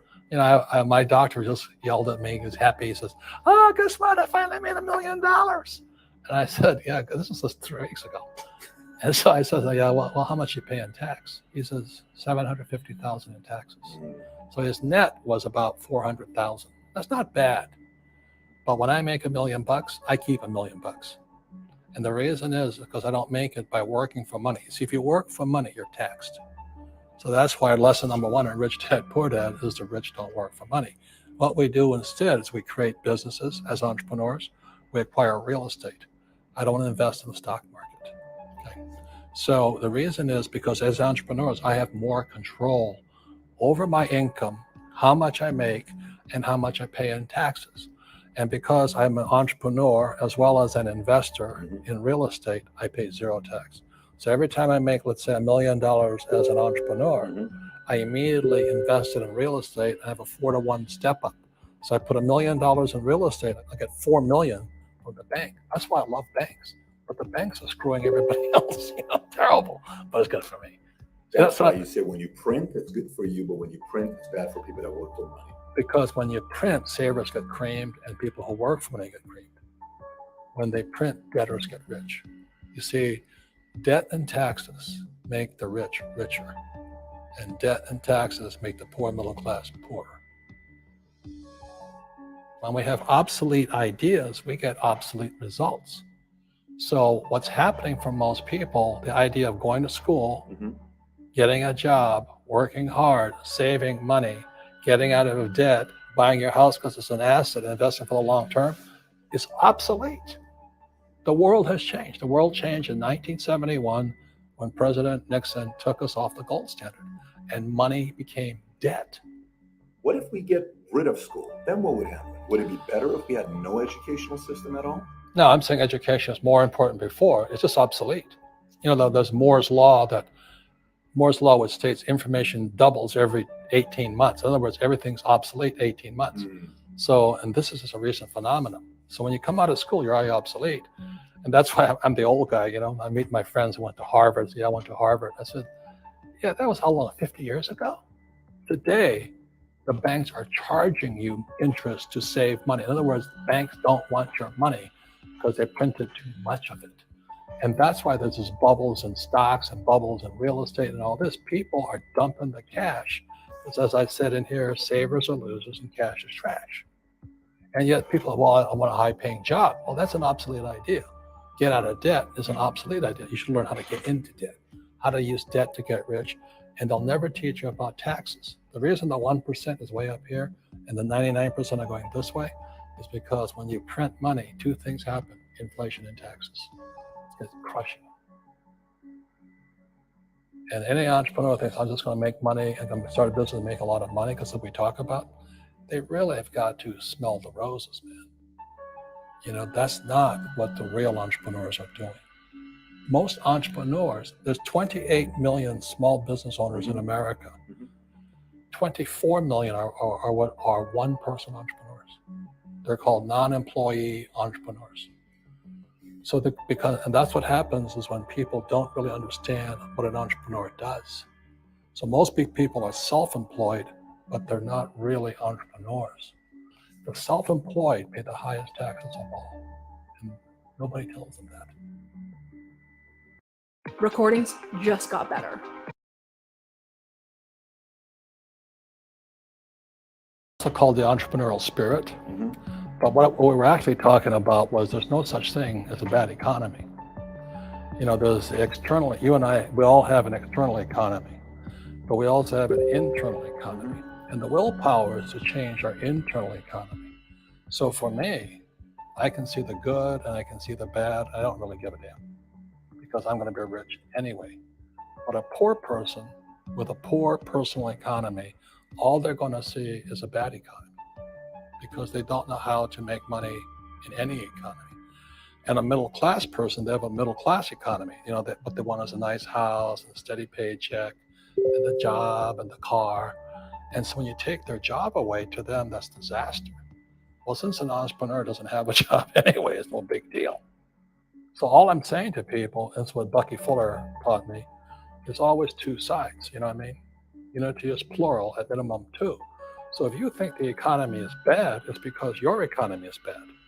If you think that steady, you know, employment is important, then you'll see an economy without jobs. Your economy versus the external economy. What you control versus what you can't control. I can control. Yeah, it's called an internal focus versus an external focus. So the real entrepreneur has an internal focus. That if they fall down, they say, "Oh, this is good, because I'm going to go up higher." You know, the average person will fall down and say, "Oh, I'm going to take some Prozac," or somebody has some mistakes. Oh, the mistakes don't matter. Well, mistakes matter. It means you didn't know something. But a real entrepreneur, whether they fall down, they always can go up. They can stand back up and go higher. And no matter what happens to them, they get stronger and better and smarter and happier. But a person with a weak internal mindset is that they're so afraid of what happens, it generally happens. Like, you know, people who are afraid of losing their jobs, they generally lose their jobs. You know what I mean? Yeah, So, so everything you can comes through you. Yeah, so the entrepreneur first job is to control inside here, not outside there. The moment you take that paycheck, you're an employee. You've got to be stronger than that. It's about inside control.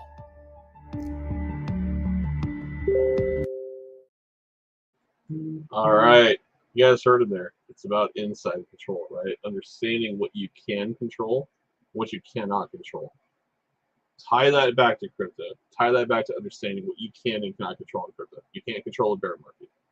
You can't control when the bull run starts.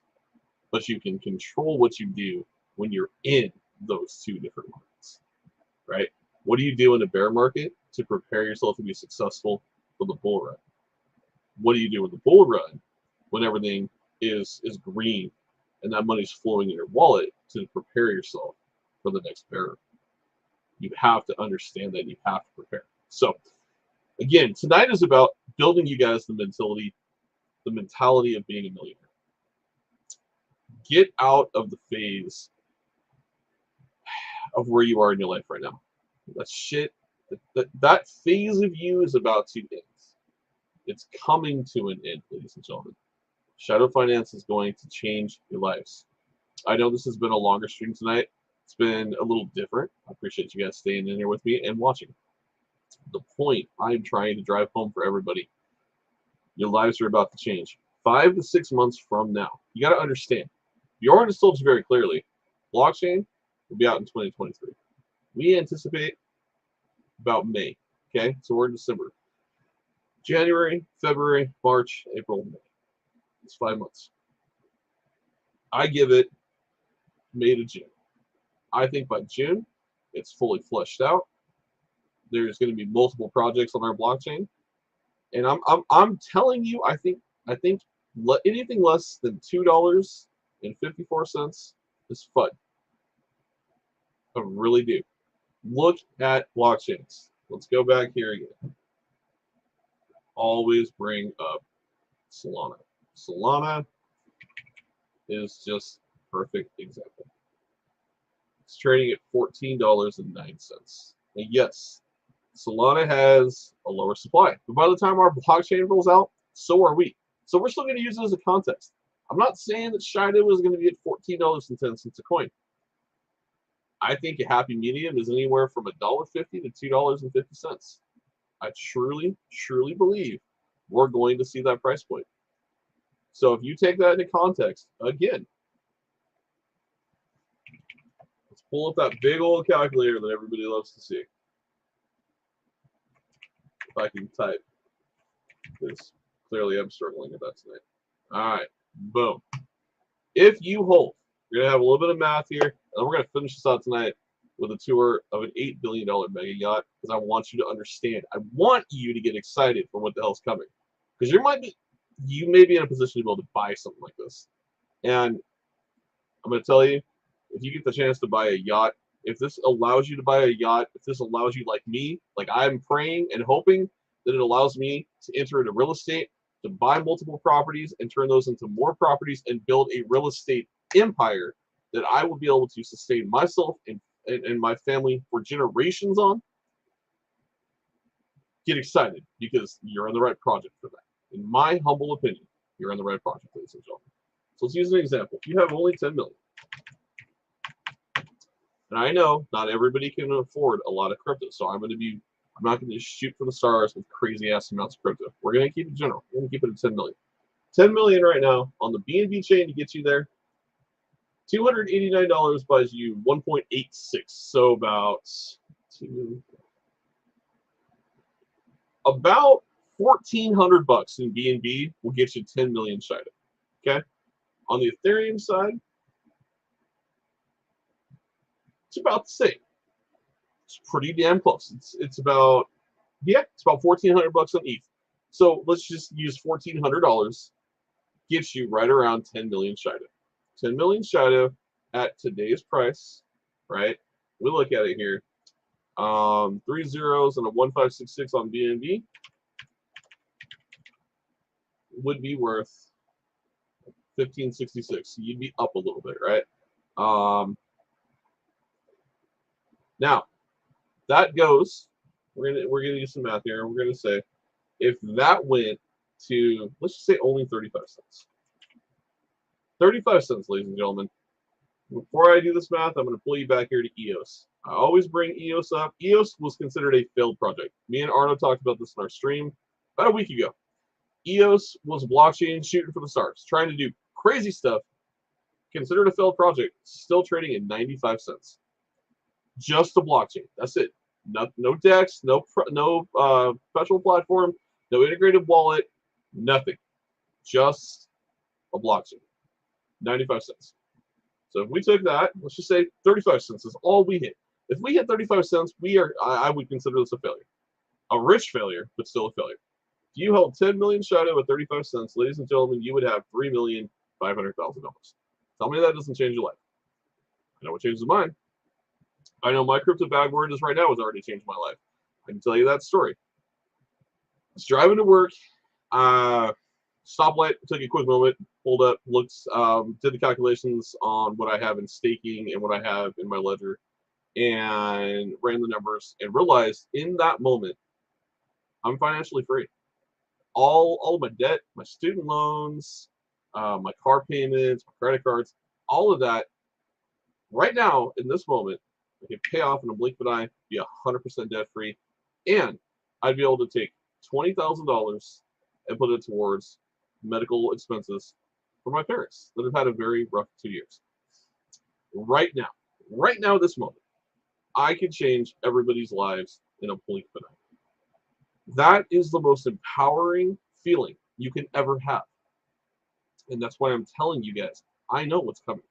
I know where we're going. That's a start. You haven't seen shit yet. But to know that right now, even if everything fails, and this is as good as we got, for me, I've already changed my life. It's the power of crypto, guys. It's the power of knowing what you're in. So please take that wisdom and understand that at 35 cents, you are sitting on 3.5 million. If we went to what EOS is trading, and you got to remember, our supply is going to continuously drop, right? We have the built-in burn in DEX. We're going to have the burn in the blockchain. Plus, we have the manual buybacks and burns from Bjorn. Our supply is not going to stay where it is right now. That is going to continue to dwindle. I wouldn't be surprised if it gets down to the low billions, maybe even the millions. Probably a year out before seeing that, but it's coming. So keep in mind, this is fully achievable. So if we went to EOS and we did just the 95 cents with EOS, you had 10 million tokens, you'd be sitting on $9.5 million. No shit coin, no meme coin is going to do this for you. I don't care what their devs, I don't care what the communities tell you, it's not happening. I've gone on record, other influencers have gone on record, there will never be another Shiba run. It just will not happen. Not the way that Shiba happened. And you're sure as hell not going to make multi-millions. You did with Shiba because all the stars aligned. It was a rare circumstance. I go on record, and if it happens, I'll go live and I will say I was wrong. But I don't think I am. I don't think another Shiba's coming. You want to make millions in crypto today, get your ass in the utility project that is actually changing DeFi. That's Shido-Finance. That's why I come on here and I talk about it every Tuesday. Because it is changing lives. It's changed my life. It's changed many people in the community's lives. And it's just getting started. $2.54. Some people, Arno will tell you he thinks it's going to go way higher than this. I want to be a realist. If it goes higher, I'm a happy individual. If it doesn't go any higher than this, I'm good. $2.54. $25,400,000. I'm going to leave that with you. 10 million Shido, roughly about let's round $1,500. Roughly $1,500 for the potential to make you 25 million. Do you want to gamble that? Do you want to take that? That's hell of a better odds than the lottery. I would take that any day. That is what you are up against right now. Now tell me that doesn't make you bullish as all hell. As excited as you could possibly be knowing that the Apple Wallet is coming. We're working through those dilemmas. It's because of the NFT and it's because of the fact that Apple wants to make profit off of every application on their platform. So if they think you're making a profit, they want a piece of it. That's why they're stalling the iOS wallet. It's coming. Bjorn and the dev team are working through it, and it'll be here before we know it. That catalyst is coming. The DEX is coming. The MasterCard integration is coming. The Perpetual is already live and rocking. The play-to-earn gaming system is coming. The Layer 1 blockchain is coming. And then there is a whole slew of utility that will be coming in 2023 that is financially tied to our ecosystem. Are you going to be here for the ride? Or are you going to be somebody that cheats out? Somebody that panics and sells the bag? I'm not going to feel sorry for you if you are. Because I'm giving you the information. I am relaying to you what Shido-Finance is going to do. So, before we close out for the night, we are going to go back here. We're going to spend a few moments. We're going to tour what an $8 billion mega yacht looks like. And when you go to bed tonight, I want you to think of this. Understand what you hold. Understand where Shido-Finance is going. Understand what $2.54 does for you.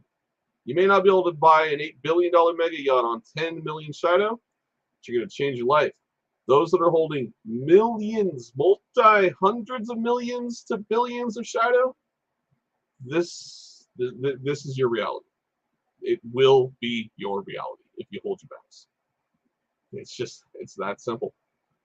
Let's watch it together, guys.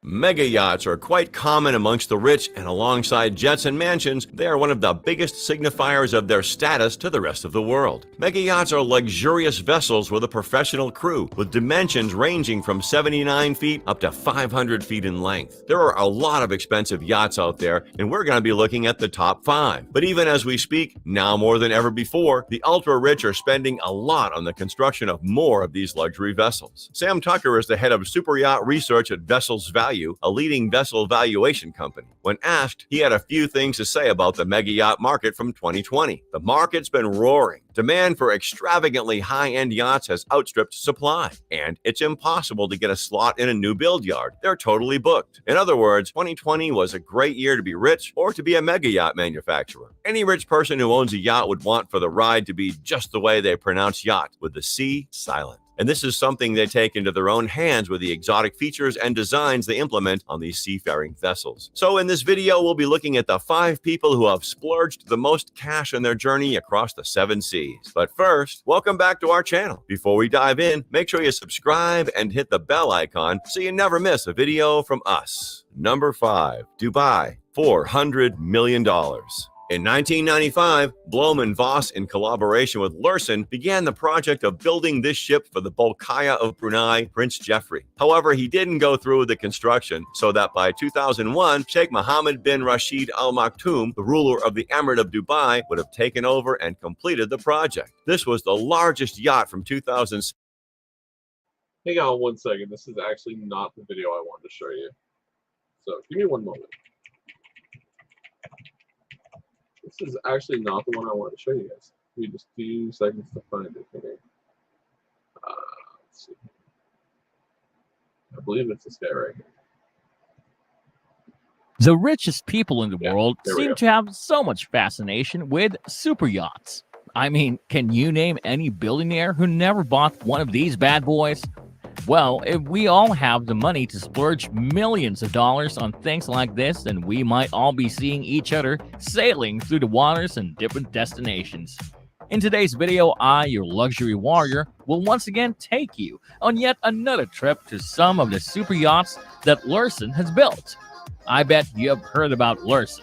If you are a yacht and... Oh, he's killing me. That's not the one either. Come on now.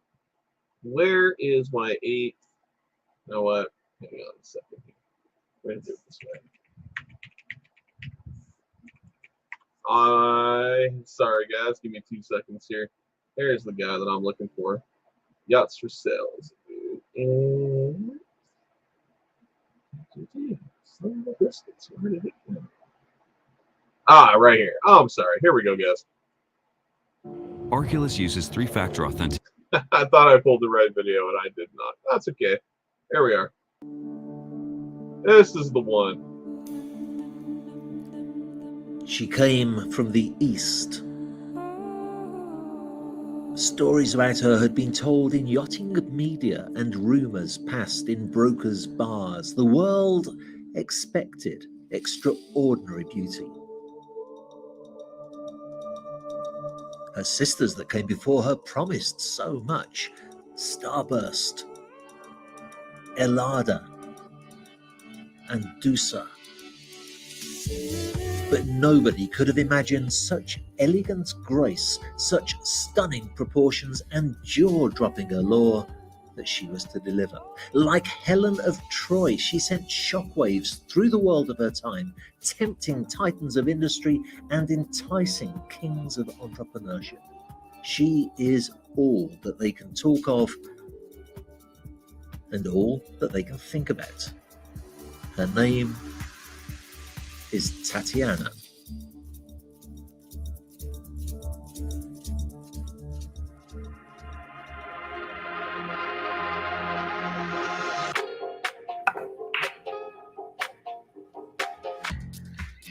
Actually, that comparison with Helen of Troy really is very appropriate. Not only is the original site of Troy just a few hundred kilometers away from the birthplace of Tatiana in Istanbul, but also, as with any extraordinary beauty, she's the result of an extraordinary marriage. In this case, the marriage of British design firm H2, whose creativity and, frankly, design genius can be seen all the way through the interior of the yacht. And the other part of the marriage is unique yacht design, who've really lived up to their name, since this is such a unique look to the exterior of the yacht, and great naval architecture too. I guess the question though is Tatiana just a pretty face, or is there some depth of character to this goddess of the seas? Often the difference between beauty that's just skin deep and beauty that has some substance is all made by the builder. And in this case, Bilgin yachts have absolutely excelled, as we'll see as we take a look around.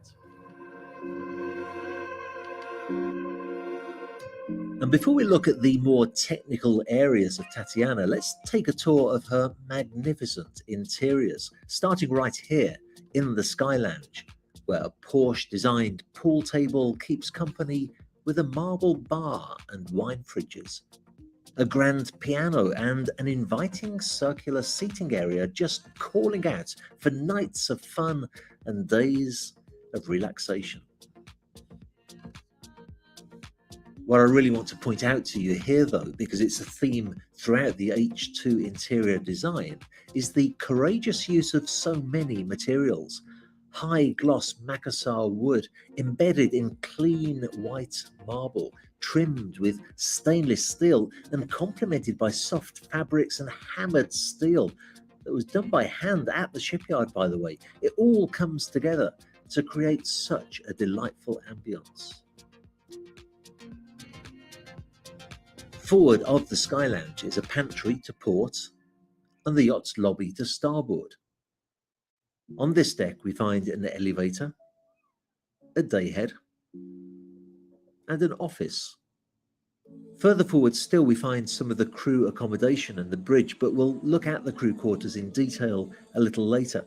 So first, let's head up the stairs, past this magnificent crystal caviar chandelier, to the owner's deck.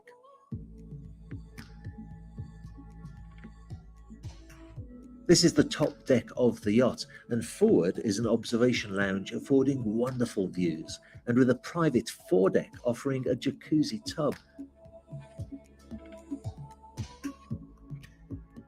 A corridor to starboard takes you back through the lobby with the elevator and a changing room. And to port, there is another passageway with more wardrobe space and a small bathroom. In the middle, though, is the main ensuite, and it really is quite something. Decked in gorgeous white marble, it seems an ideal setting for the owners of this super yacht to refresh themselves at the beginning of the day and after a relaxing sleep in this wonderful owner's stateroom. Recordings just got better.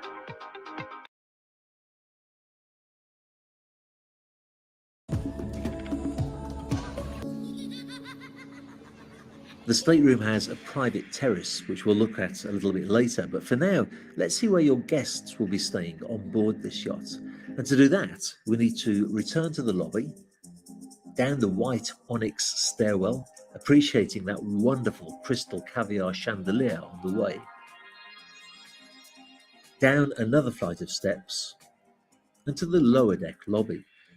Of course, we could have taken the elevator, but then you would have missed out on that beautiful decor. Forward of the lower deck guest area are two guest staterooms. To port, a spacious double with a large tub in the ensuite. And to starboard, another sizable double, this time with a shower. Again, just look at the variety of materials that are blending together here.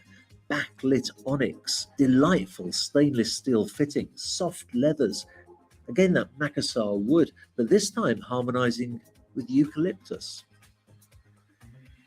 This starboard cabin actually adjoins a twin cabin aft. It's a great arrangement for families, although, of course, the two cabins can also be closed off and each one has its own ensuite. While we're on this deck, though, let's take a look at the great use of space aft, where to port, there is a sizable gymnasium equipped with top-end techno-gym equipment. And to port, we find a luxurious movie room with soundproofing for the very best acoustic experience.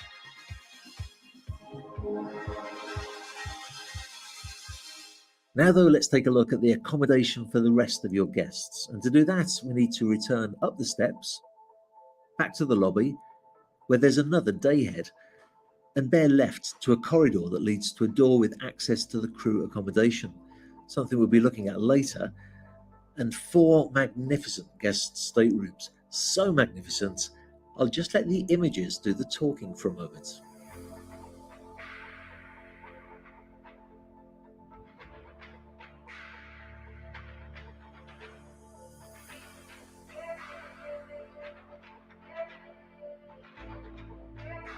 I really have left the best until last though, as we move aft to the main deck salon. It is astonishing. And here we get the best of H2 design and also of Bilgin's relentless desire to show just what they can do when put to the test by an owner that wanted something absolutely extraordinary.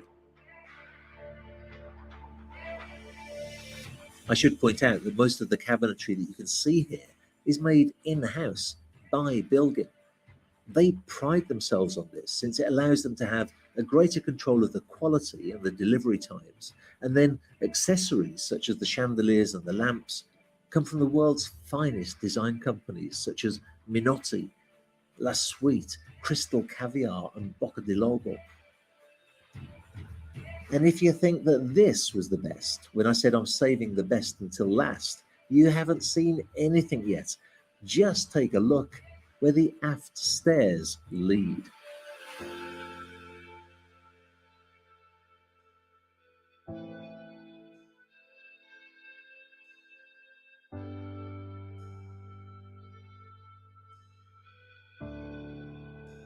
If I've gone quiet for a moment, it's because I am lost for words that adequately describe this beach club, and I simply don't want to cheapen it with chatter.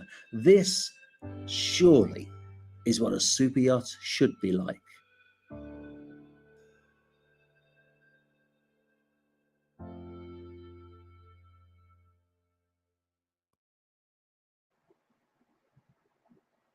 So I'm going to leave you guys a little preview. That is massive. That particular one is actually, excuse me, it's 80 million. Not 8 billion, 80 million. There was another one I was going to pull. It was 8 billion, but I wasn't able to find the tour video like I wanted. Tatiana, $80 million yacht. Like Shadow Queen, like others have said, hold your shadow. Hold your assets that are going to get you here. You guys are in a project unlike anything before. Likely 50K a month just for pure space, probably a subsailor. But here's the point. At $2.54, let's run an example. One more here for everybody, because this is what I like to call. This is what I like to call "fuck you" money, like where you just don't care anymore. This is fuck all money, right? So there are some people in Shido that hold around this bag. I'm gonna start. Lord, if you held 87 million Shido, so 87 million Shido, it's not a massive bag. You're considered a whale in this project. If you're 80 million and higher, you're on page 1 and 2. You're considered a whale. You're holding the floor. 87 million Shido at $2.54 a coin. Actually, you know what? Let's do 35 cents first, so people can see these examples. 35 cents. This individual will be sitting on $30,450,000. That's insane. 95 cents. $82,650,000. Congratulations. This person can buy Tatiana and have $2,650,000 left in the bag. Not really, because you're gonna have taxes, but you see what I'm saying, right? In a hypothetical situation. $2.54. $220,980,000. FU money. That's right, subsailor. Says I like that saying. Yeah, subsailor. This is fuck you money. This is stupid money. This is where it no longer. Taxes don't matter. Taxes don't matter. Nothing matters. Subsailor said 35 million tokens is all I have. Well, you know what, Subsailor? For you, sir, let me do some math for you. Let me show Subsailor what his future looks like. 35 cents. Subsailor sitting on $12,250,000. Just 35 cents. We talked about EOS. EOS is a failed project. EOS is trading at 95 cents. Let's see what would happen at 95 cents for Subsailor. You'd be sitting on $33,250,000. $33 million. $2.54. Subsailor, you'd be sitting on $88,900,000. My recommendation to you, sir, Not financial advice. Continue to add to your bag. Hold your bag, because you're in the right place. You're on the right project. But this is an example. This is a gentleman over here. Oh, snap! Look who's in the stream tonight. Mr. Arno St. Pierre. Arno, sir, welcome, welcome. Arno had some stuff come up tonight. He wasn't able to join us live, but he is here in spirit and chat. So give everybody a huge hello. I know everyone was looking forward to seeing Arno tonight. I'll make sure he's back next Tuesday. My point here is, hold your shadow, guys. And we talked a lot tonight about the mentality of being a millionaire. Why it is important to be in the right projects. Why it's important to read the white papers. Why it is important to look at the website. And why it's important to understand what you're involved in. Don't just buy something because you think it's cool. Don't just buy something because somebody told you to do it. Go do your due diligence. Read the white papers. Look at the project. Look at the debt. In this case, Bjorn is like Vitalik. The guy has a roadmap, a plan, a mission, and he's executing it. That's all that matters to him. He's executing his vision. And if you're smart enough and you are that smart money paying attention, you're getting involved. We saw that over the last about 3 days now with the Perpetual platform and the pump that happened from that. And if you think the Perpetual platform pumps you to a new level, you have seen absolutely nothing. Absolutely nothing. Gig says Arno. Arno St. Pierre says big things ahead, but it's important to understand why. This man right here. Arno, if you got a few moments, I will send you a link if you'd like to add a few words before we close out tonight, sir. I'm not sure if you're able to. There's a link for you there. We'll see if Arno wants to pop in for a few moments and preach a little wisdom before we end for this evening. But guys, since it is our first one back, moving into the holiday season, we'll take a little extra time. So if Arno would like to pop in tonight, Arno, there's a link for you, sir. Go ahead and grab that link and come on in. And we'd love to hear some words from you this evening before we close out the broadcast. All right, looks like he's going to pop in and join us. Give it a few moments here. We'll get Arno in while we're waiting. Let's go back and again, let's take a look at the charts. 1455, very healthy on the Ethereum side. Like I said, very slight selling, a little bit of selling pressure, but if you know what you want, you're not worried about it. You know where we're going. Shadow BNB looking healthy as ever. 1558. Can't ask for anything better than that, especially in a bear market. Looking great. And just know Thursday, we got that announcement coming Thursday from Bjorn. We got the AMA. I expect some bullish news. We know that the fiat protocols, otherwise known as the DEX integration, is dropping at some point this week. That's going to be massive. Got the MasterCard protocols coming soon. Everything's going to be looking good. So we'll hang tight here. We'll give Arno a couple moments to get situated and get him in. And yeah, we're going to go from there.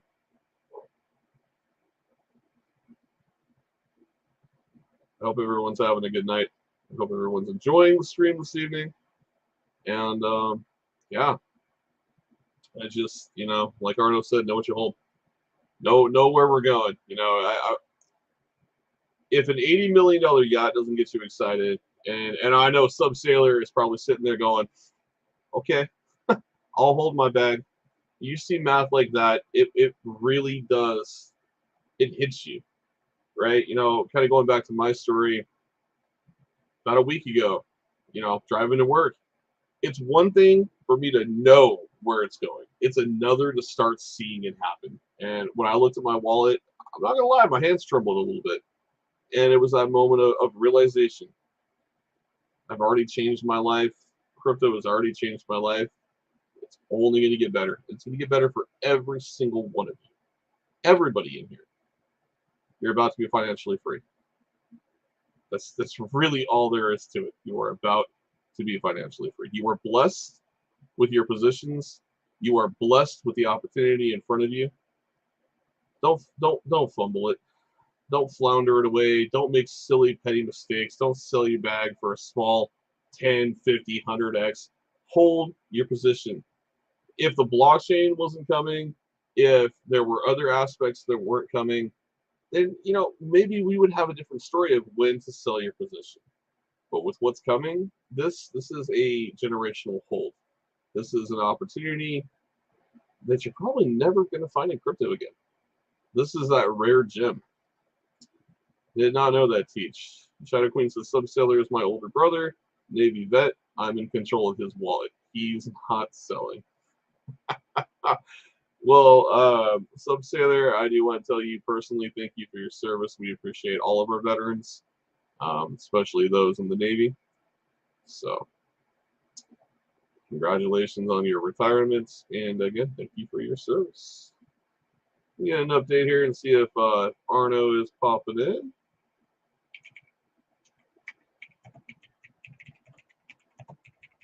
He might be trying to get into an area where he's got decent connection. So we'll give him a couple moments there, and then we'll get this rolling.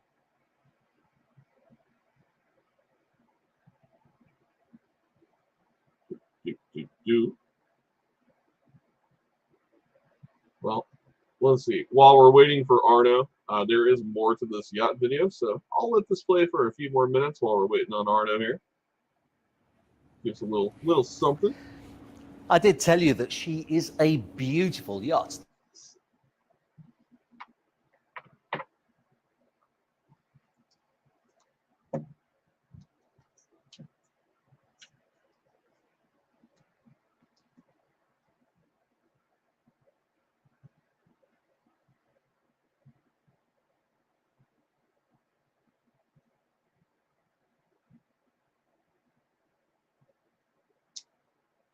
It's telling me it lost the screen share, so hang on a second here, guys.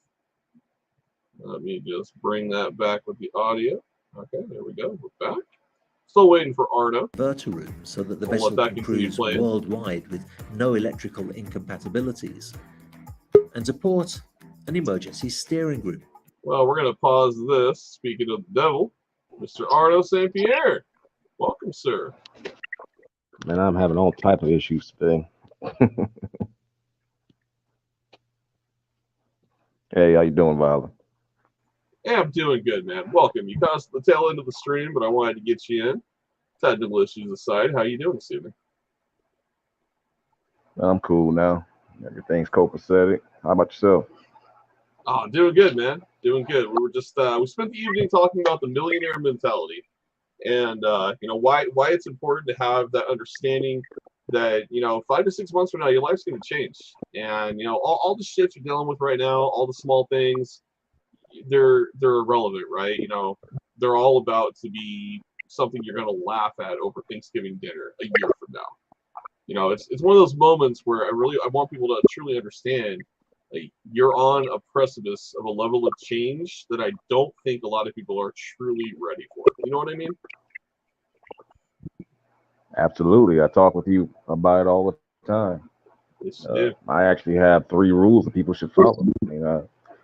I think, when you first come into new wealth, the best thing to do is, like, the first 72 hours, do absolutely nothing. Just sit there and take it all in and understand that this is life now. This is where you're at. Like, your problems aren't going away. You're just trading your old problems in for newer ones. And you're going to have to be prepared for that. Which is why it's important to understand, where you're going, understanding what the project is. Like, for instance, let's take a look at Solana. Think about the people who were holding Solana. We were talking about people that Solana were in earlier. Well, let me give you this. Let me give you this scenario. The people who were holding Solana, and particularly maybe in the early stages or even the secondary early stages, because of the pullback, people have lost millions of dollars since that pullback, if not really, maybe even hundreds of millions. That lack of understanding probably hurt those people because they got complacent and they didn't keep everything in check. And they've taken a big hit to their bag because they didn't understand what was going on with the project in total. This is the type of stuff that I'm always talking about, having a true understanding of what you're doing and where you're going. Because a project today is one thing, but a project in later years is another. Particularly when cryptocurrency is always developing and always changing, as we've seen with the centralized exchange situation and the what I compare to be the rise of decentralized exchanges and wallets coming in the next 4 years. Another thing too, I have, if you have the ability to stake tokens as we do here, it's important to realize that percentage of your bag and how that impacts your money. I have a 1 to 5% rule, and that could be, monthly, bi-monthly, quarterly, yearly. I mean, it's all about what your living circumstances. But generally speaking, you should only need to withdraw maybe 1 to 5% of your bag to sustain you. If you can't do that, then you need to sit down and crunch the numbers and make sure that you're not going over your overboard with your withdrawals. Because the last thing you want to do is get yourself in a situation where you're over leveraging yourself.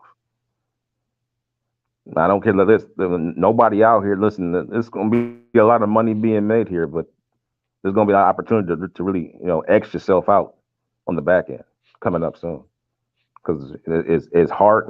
This is one thing I want to hammer home with people. As hard as you're working to make the money that you're making, there are people out there working twice as hard to separate you from it. You got to be ready for that. Yep.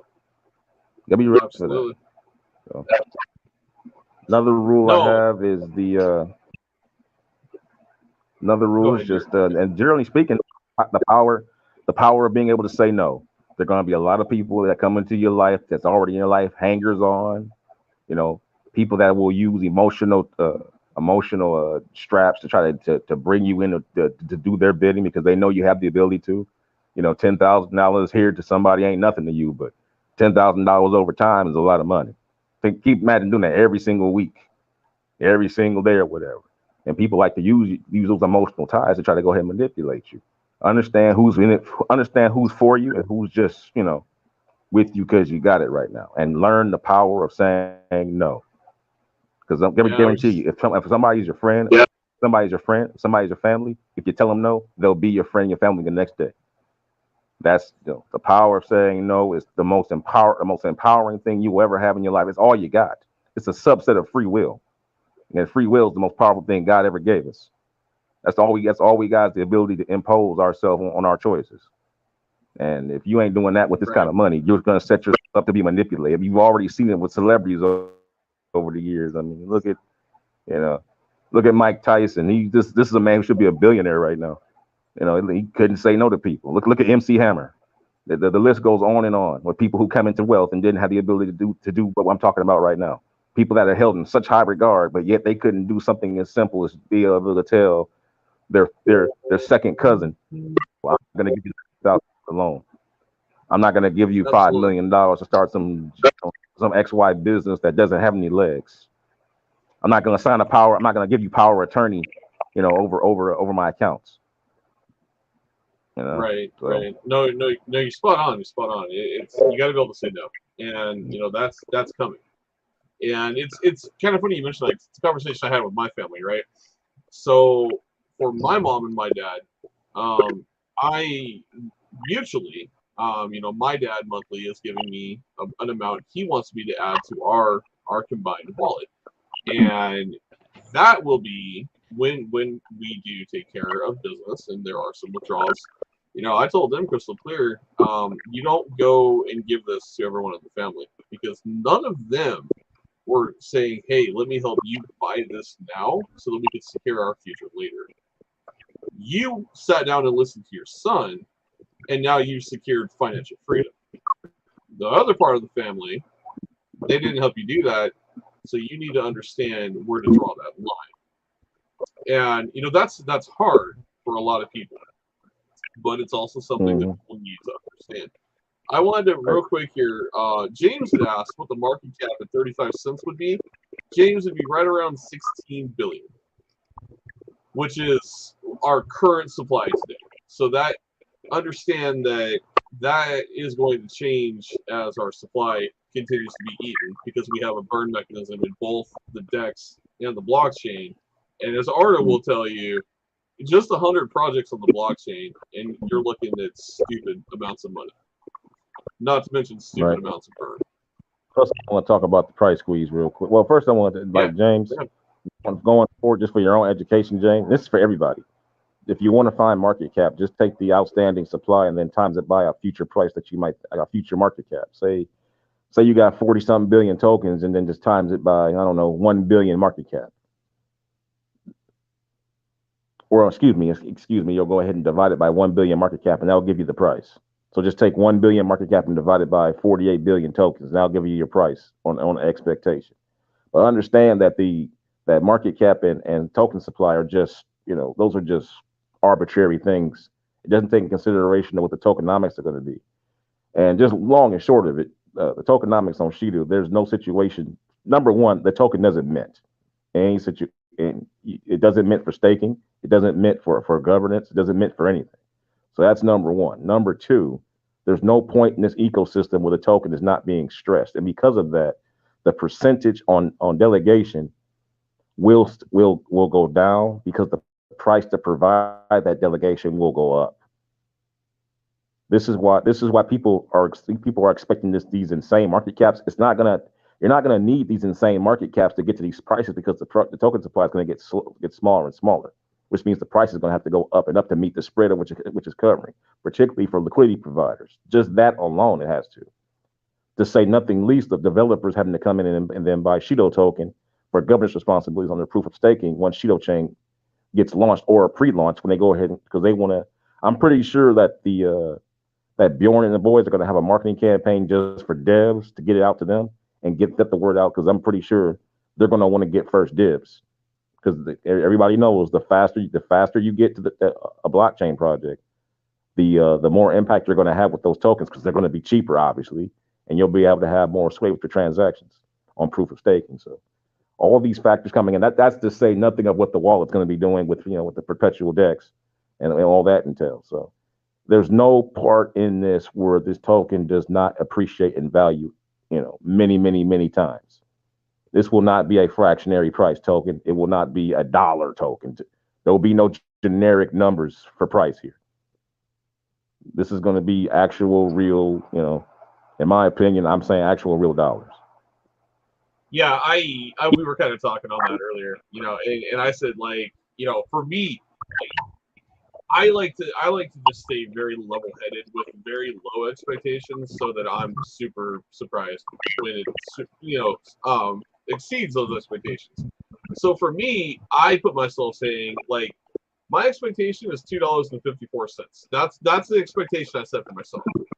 Now, I know behind the scenes we've talked about numbers that far supersede that. And I hope that we see that. I just want to put myself where I say, you know what? I'm just going to say, let's say the worst case scenario is $2.54, or hell, worst case scenario is the price of EOS, which is at what, 94 cents, which was considered a failed project. So worst case 95 cents, and say my best case, I think 254. Either way of those two numbers, my life is irreparably changed. Now, if it far supersedes that, then just holy hell, that's a whole new level of FU money, as we were calling it earlier today. That's cool to say, but I still, that's cool. I respect that, but also too, alongside that, crunch the numbers, understand what's going to be happening. I think everybody have a realistic assertion of what's going on in the project. Crunch the numbers all the way, and another thing too, the price is not really what you should be looking at. What you really should be looking at, people, is the supply. The supply is going to dictate really what the price goes, because that's what's going to lead to the impact of the market cap having on that supply. You can have a billion market cap, but if you got, say, 100 trillion tokens, those tokens aren't going to be worth very much at a piece. Well, let's say you go down from 48 billion to 32 billion, 32 billion down to 19 billion, and so forth. Now that 1 billion market cap has a far greater impact. And then to say if you get to 900 million tokens over time, in the coming years, that's, to me, that's where the real rubber meets the road, is the token supply at any given time against market cap. I mean, look at Solana. Solana has completely plummeted in price, but yet it's still holding a $14 price because the supply is only about 350 million up against a market cap. I'm not sure what the market cap is right now, but I know it's it's got to be fairly decent to be holding that kind of price against the market, against the token supply. That's fairly small, even though it does mint new tokens. Solana's 5,127,573,700. There you go. Up against a 350 million supply. That gets you that price. So even though the price has plummeted, and like I said, people have lost money in that, buying at the top, or people who have been holding, people who held at the beginning. You lost fortunes, but you still have a fortune. So it's important to understand where, and personally, I think it's going to, not financial advice, but I think it will be covered because Solana has a very, very high transaction rate, and they're going to, a lot of what led to their price falling was the FTX debacle because they held so much of it, and then they flooded the market coming in abruptly with major sell-offs, and now it's just a matter of them having to recoup that through transactions on the blockchain and whatnot. But that's neither here nor there. My point is that the token supply against market cap is really what you need to be looking at, and sitting down and crunching the numbers and seeing ahead, and then understanding why you can get there. And we already know that the burn tax is going to be 0.03%, I believe, and then it will be, I don't know the annual rate of that 30% tax revenue, but there's going to be a 30% annual tax revenue buyback and burn dedicated to buying Shido tokens and then burning them off. So at that rate, if he does that on a daily rate, it's going to get down, I would say, down to the millions of tokens. Because if you over time, now it's not going to be overnight, maybe a year, 2 years, but by that time you're looking at real dollar values. You're not going to be sitting around 86 cents, 20, even $2. Because particularly with the blockchain project, with all you got 100 projects on the proof of staking. That level of utility stress, along with the wallet and a very, very small supply, is going to drive the thing insane. You're just not going to have, the price of a $2 night at the bar. It just isn't going to work. It has to go up to meet the spread to provide liquidity provisions to people who stake across the chain. Otherwise, there'll be no incentive, and DeFi would not work. DeFi hinges on people's need and desire to want to stake. They have to be incentivized, and those fees are the incentivization for that.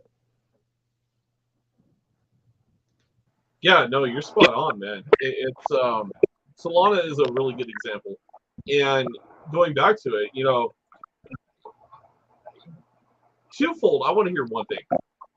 I want you to tell me what again, not financial advice. We're not telling you solidified facts, what we think. I kind of give you my worst case and best case scenario.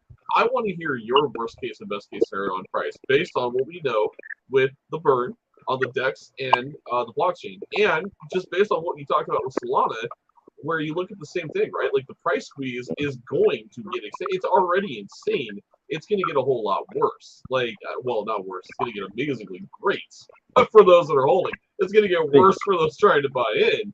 But you get what I'm saying. For my scale, yeah.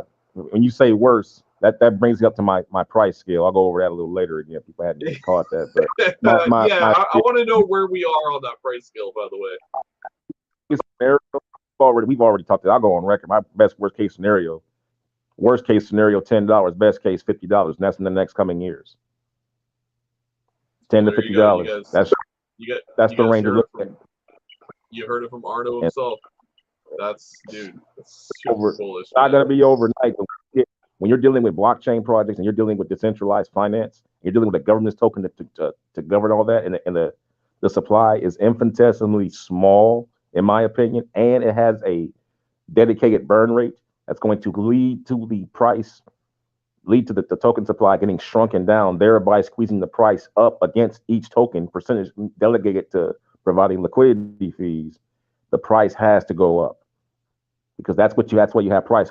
Utility of something, utility impact on a supply with money going through is what leads to stuff being valuable. It's true of anything.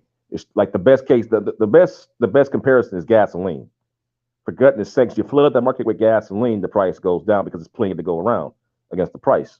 Now you take gasoline off the market, the price per gallon then goes up. You see what I'm saying? The price per gallon A price per gallon is tantamount to the price of providing a liquidity percentage fees to people. That's the same. That's basically the same variable, the same comparison. So there's no situation in Shido the way that Bjorn and his people have this set up to where the token does not appreciate infinitesimally over time. Now, when I say 10 to 50, I'm not saying it's going to happen overnight or even in the next year, but in the coming years, if successful, not financial advice, I don't see how that doesn't happen. I just don't. I just don't. I mean, you look at Ethereum. Ethereum had 100 projects. It was doing like what, $5 to $8, $9, $10. 100 projects in 20, I believe in 2016. 100 projects. I mean, come on. Same framework, proof of stake, which is very proof of stake. Now, keep in mind, Ethereum's supply is far smaller, and they do mint tokens at the same time, which causes a lot more stress on their token supply. Clearly, because it's smaller, and you're constantly minting, which means liquidity providing has to be that much higher because of the minting responsibilities along with the governance. But nonetheless, the same framework exists here because of the staking provisions, which I believe people will take advantage of, which will in a special way act in the same kind of impact that Ethereum has with their minting. We won't be minting tokens, but the amount of people that will be staking will in a lot of ways have that same kind of price impact that gives the minting aspect of Ethereum its price impact, if you follow what I'm saying. Because you have all that computation going on all day. Now we won't be doing computations. What we'll be doing is taking people's bags essentially and then holding them indefinitely in staking pools off of the market, while providing liquidity in the ecosystem. And that level of governance just on that alone is going to send it up. So it acts in the same way with the kind of impact that Ethereum's minting mechanism has, even though they're two totally different mechanisms. So it's adding that extra bit of spice, if you will, to the ecosystem and the price squeeze I'm talking about. So Shido, in a lot of ways, this is why I call it a cornerstone cryptocurrency. I really do, from what I have read from the white paper, from what I've listened to Bjorn, from where I see cryptocurrency going into the DeFi sector, I don't see how this doesn't become a cornerstone cryptocurrency. Because they're solving problems that the cryptocurrency space needs. They're going to remove friction. Removing friction is the most important thing in pushing society forward in all things, whether it's political, whether it's agriculture, whether it's just basic technology, where irrigation, anything where you remove friction and make it easier for the common man to access, that technology goes up in value and never goes backwards. There's a reason why water companies around the world are never, ever, ever in debt. There's a reason why electrical companies are never in debt. There is a reason why fire companies and police and the police are always in service, because they are necessary. These are utilities that we need to provide the society that we live under. And when human beings never go backwards, ever. Yeah, no, that's very well said. It goes right back to the reference that you like to make with the railroads. It's the same shit, People when people found out that we were expanding into the West, and it was, hey, pennies on the dollar to buy a freaking share of the railroad. You bet your ass. Smart people were buying thousands of shares of Union Pacific, and you go ask those people what they're worth today, they probably won't answer their door. It's that same exact reference when you're looking at a blockchain, a project on a layer 1 at the ground foundation level of the blockchain. Right, it's a holy grail situation. It is, absolutely. Yeah, I mean, we're solving all of the issues that DeFi is facing. We spent a good chunk of tonight talking about that too, and again, we're not going to name the project, but we talked a little bit about projects seeking hundreds of exchanges and thinking that's going to make them the greatest thing that DeFi has ever seen. Well, maybe 5 years ago it might have, but with everything that's happened with centralized exchanges, we've been talking for years, not your keys, not your crypto. People don't trust centralized exchanges anymore. those hundreds of exchanges are not going to mince you millions because you simply are not going to get the volume there. You know what I mean? I partially agree and disagree with you. I think you have the ability to do it, but here's the thing: it's you're gonna have to call the top before the bottom comes. Oh, I'm gotta well, call yes, the top, and you're gonna have to sit there in front of the computer. Under like also for instance, need if you say hell for of instance, amount of volume. let's give like the whole idea of going after like being an exchange junkie. Let's give the devil its due. What you do get is exposure, and in a realized bull market, yes, you have the potentiality to grow your price through some kind of maybe through extraneous marketing schemes, employees, or maybe some kind of a celebrity rub or some kind of a personality jolt to move your price. Okay, perfect world, great, good for you. The question is, unfortunately, not really the question, it's a statement. The statement is, unfortunately, in this world, popularity is something that doesn't last. There's a reason. There's a reason why the Beatles didn't sell out in the 80s. Okay, there's a reason why doo-wop is not the choice music of today from the 50s.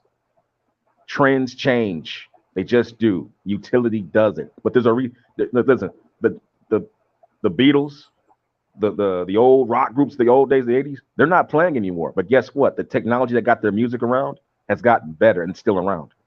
Right. There's a reason why music, there's a reason why we went from records to CDs. Excuse me, records to cassette tapes, to CDs, to MP3s, to now digital transfers. The utility of keeping that music out there to be heard is what is valuable. Those musicians, yeah, they're just relics of the past, nostalgia. People to go ahead and draw conclusions from for your future endeavors, like I'm doing right now. They're talking pieces, they're talking points. That's what they are. That's what they become. Right. A token that does that, like for instance, Verge coin. Verge was a coin that pumped and made millionaires back in 2017, but it's doing nothing now. That time is come and gone. They're nothing more than a talking piece. But the technology that has gone on, that keeps crypto going forward, that they helped build, is here, which is DeFi. DeFi is continuing to push on and go forward. So when you talk about these coins, yes, let's give them their due. You will have your moment. But I tell you this, if you're an investor, you better stay in the moment. You better stay on that chart, and you better know what the hell you're doing. You better be able to call that top, Jack, because it's going to come when that thing is going to pull back, and it's going to be ginormous because it has no legs. It has nothing to keep it going in the long term. Today's celebrity rub is tomorrow's celebrity. Today's celebrity rub is tomorrow's celebrity's diss. All right. That's a valid point, man. You're talking about one hell of a Titanic dump. Yeah, it's a very scary thing. We see it all the time. People buying the top of candles that are really really hot, and then they just dump. But the things that continue to pump. I mean, look at Ethereum. People. Do you really believe the people who bought Ethereum back in 2014 are giving two fucks about the price movement right now? No. Thank you. No, not at all. No. They're more worried about what country they're going to visit tomorrow. They give two fucks about what Ethereum is doing today. That price floor is so built in. You would need, I hate to use a comic book, but you would need like 300,000 adamantium augers to drill that price floor up, and it still wouldn't even make a dent.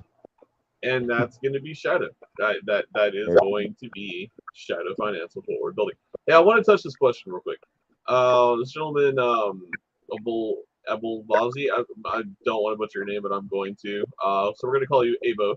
Abo says, hello. Do not be tired. Do you think we can reach the top of the $10 million market in the price of 0.0002 before Christmas? Absolutely. 0.002 is absolutely in the radar. Arno, I'm gonna let you run with your response on this one first. Yeah, actually, I had some. I don't. You seem like you have a Shido tag. I don't know if you're part of the Shido room. Yeah, he's a shadow investor. Okay. Yeah, I put some charts in there.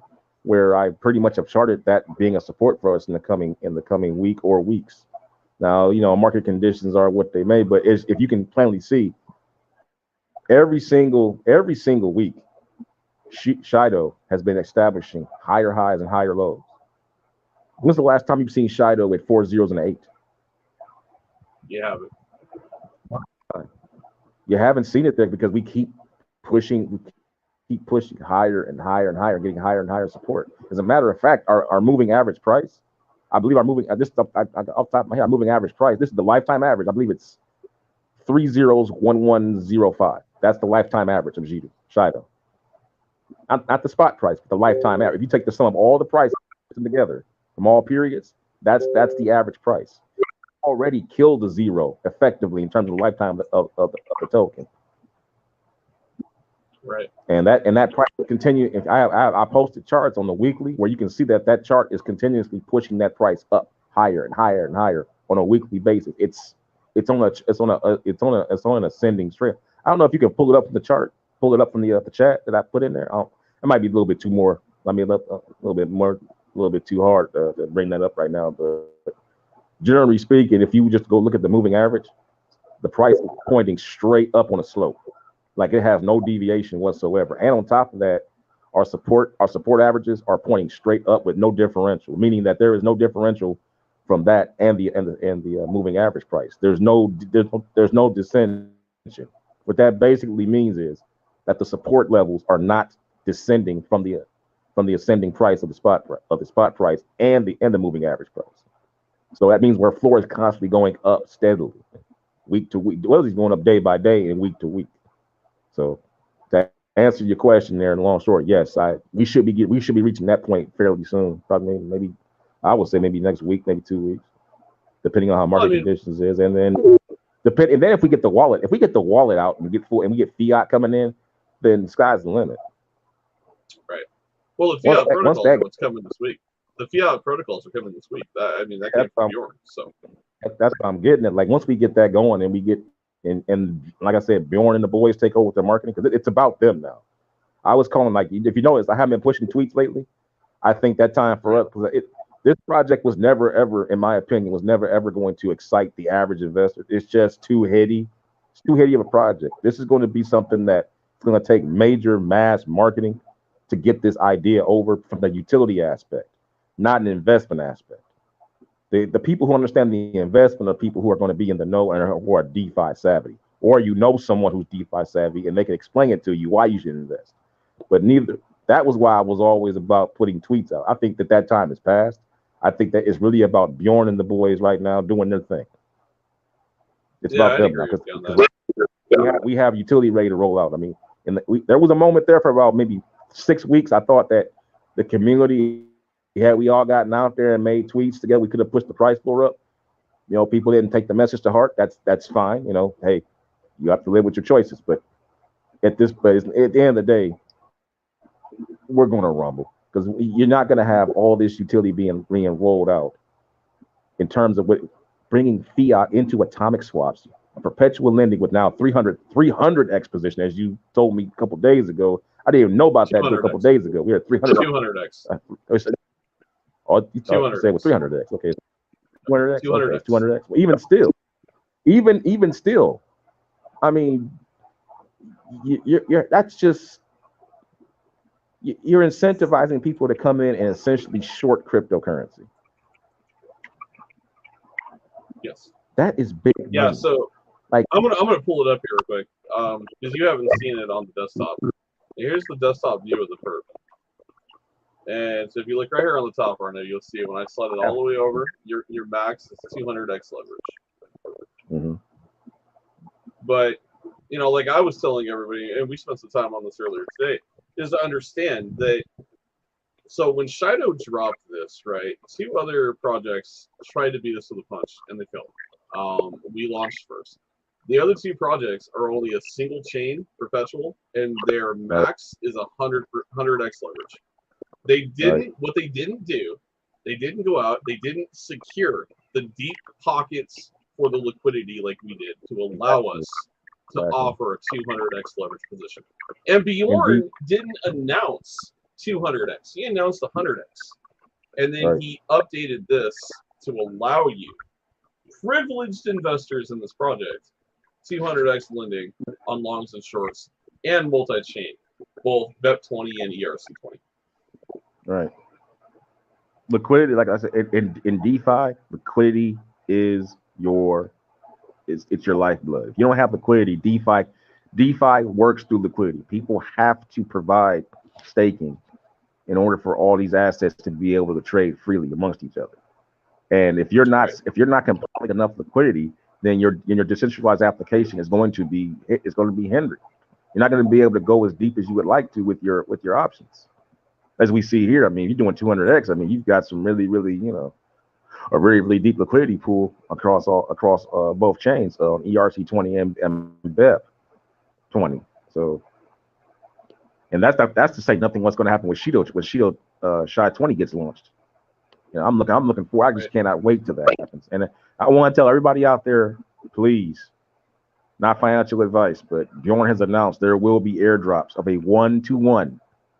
No matter what you're holding, doesn't matter if you're holding ERC20 Shido, if you're holding BEP20 Shido, you will be getting 1-to-1 Shido-20 tokens against those if you don't sell. Just hold your token. Trust me, you want that. Oh, yeah, if you don't understand, yeah, like let me give people a contrast. Go look up VeChain and VeThor. Now it's not exactly the same situation, but these people were airdropped VeThor for holding VeChain and not selling. Go look at the price of VeThor against what VeChain was. Imagine how much money you would have gotten in a situation like that. I believe they weren't even getting 1-to-1. I think they were getting for every VeChain they held, they got like maybe a certain percentage. But nonetheless, that's a lot of money. Now imagine getting 1-to-1. That's essentially doubling your bag for all intents and purposes. Because now you'll have tokens. Now I don't know how it's going to work out. Are the tokens going to be realized on Shido-20 chain, or will they have to be just simply airdropped and then ported over and migrated over ostensibly on the back end? But if it's 1-to-1, essentially you are doubling your bag. That's what he's saying. Without saying it, that's what, because if you're getting, for every token that you have, you get one Shido-20 token airdropped. If you don't sell per his snapshots that he's taking. So that's something that you people really want to take advantage of, because the level of arbitrage that will be available to you is going to be insane, I believe. The time in between people start migrating tokens over and when Shido-20 is realized, the price of Shido-20 is going to be insane, I think. I can't prove that. That's just my theory. I think the time in between the first migrations begin and the Shido-20 airdrops is going to be a very, very great opportunity for arbitrage. You know, and to echo Not on financial what you're advice. saying, right? And to echo on what you're saying, Arno, again, for everyone to understand, and we talked about this tonight too, is you don't have to migrate your sheet or your ERC20 Shido or your BEP20. Understand that Shido-20 is not its own native token. It has to literally be pulled from one of the two chain supplies, bridged to the blockchain, and converted to Shido-20. Meaning that every time that occurs, it is pulling more and more out of the supply. So this was the situation that I put out there, and you tell me your thoughts on it. Is think of it this way: we have 100 projects that all want to launch on Shido Chain. They're all going to need Shido-20 to govern their ecosystems. So what's going to happen? Those 100 projects are going to be buying off the BEP20 and the ERC20 contracts for their supplies and migrating that to Shido Chain to function and govern their projects. What then happens? Right, I'm calling it the Trinity effect. That's what I'm calling it, the Trinity effect. Because essentially, what you're going to be doing is, first off, the airdrops. The airdrops will get out the first. Those will be the first amounts of Shido-20 tokens. Those will be the first ones. It will not be up to whatever is basically the amount of holders who are holding, who didn't sell. That will be the Shido-20 that will be released. Secondarily, these devs that will be coming in, and it's possible that some devs may have already bought it and been holding it, and they're going to airdrop. smart on them. They'll be able to go ahead and just start doing work on C20 and have, first mover rights. Good on them. But generally speaking, most devs will come in late, and like they said, they will be buying on BEP20 and ERC, meaning that when they take those tokens off and they migrate over people, that token supply on C20 now gets up to its cap. Remember, it's only 48 billion on all three sides. If you're taking ERC off and putting it on C20 does go up against that, but it's also being burnt. But keep in mind, in the blockchain capacity, that is for governance, most cases, for those devs. They're buying it to use it for transaction rights. They're not going to be selling it. And the byplay of that the side of ERC20 or BEP20, every time you move them, that supply decreases. It's the same thing if you would take C20 token and put it back on ERC20 side or BNB side, C20 supply decreases. So it's a trinity effect. If you were to go ahead and wormhole ERC20 to BNB20, you would effectively be taking the ERC that other side down, increasing this side. Well, the other two sides go down. So there's no point in here where each side is not, helping the other one get more plentiful with price. Exactly. And then you factor in the government's responsibilities on all three sides is just going to lead to a ginormous price squeeze, because you have a supply that's really dedicated in this ecosystem. Well, it's all the same ecosystem, but the blockchain has its own governance responsibilities for putting out for transactions, and also not to mention the things with the Shido bridge with the minted tokens and stable coins and all thing that entails. But then you have to go back into the wallet and what that's going to be doing with governance there. Like as I've said before, it's a lot to unpack, but generally speaking, there's no situation where this token does not appreciate in price ginormously. Not financial advice. The Trinity effect is real.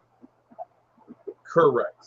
Real quick, I wanted to answer. I put it in chat, but just so he's clear. So Thing Tuning is asking, when is migration for Shido? There is no migration for Shido. What we are referring to is, as Arno does, the Trinity effect. And again, what that is, so you are on the same page. SHI-20 token will be used for governance on Shido chain for the projects that are running on our blockchain. In order for you to have SHI-20 tokens, that project will have to either buy, if they're an ETH project, they'll have to buy from the ETH pool. If they're BEP20, they'll have to buy from the BEP20 pool.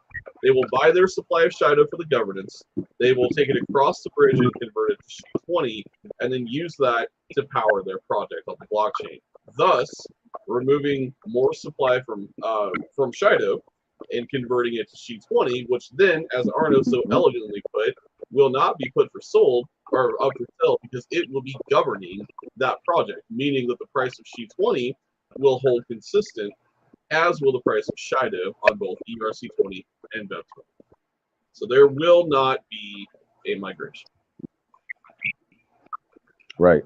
There's not the migration as you know it, my friend, or as you're thinking about, this is not what we're talking. We're simply talking about really. I really don't even like the term migration. It's really more like you're wormholing over, because migration really in crypto implies, we're taking the supply down and we're going to a different contract. And in a sense, we're going to a different contract, but we're not taking the supply to a different supply. We're just simply taking it over to another ecosystem for a different responsibility. And in doing so, you're essentially taking the supply of that first ecosystem down. It's like imagine a handyman. He has bolts. He has a separate set of bolts.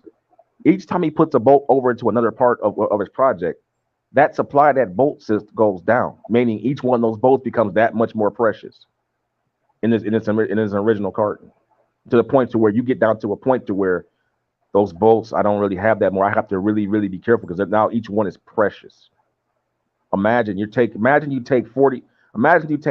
billion Shido tokens and put them on SHI-20 from BEP and ERC respectively. Because it's gonna be a push-pull. There'll be people who want to go ahead and buy BEP20 because it might be cheaper at that time. But by doing so, that's going to push the price of BEP20 up. Then they'll go over to ERC and then buy some and put it over on SHI-20. All the while, the governance on all these responsibilities, and keep in mind, the burn percentage and revenue burn is happening, whether it's daily or weekly. People have to keep that in mind. You're talking about a 0.03 tax on all transactions for revenue, of which 30% will be used to buy back and burn Shido tokens, which I believe will probably ultimately be on a daily basis.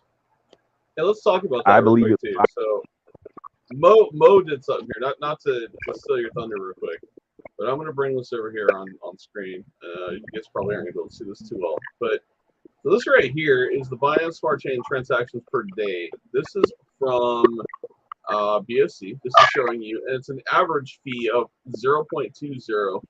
It came out to $640,000 in revenue today, off of a $3.2 million worth being transacted in one day.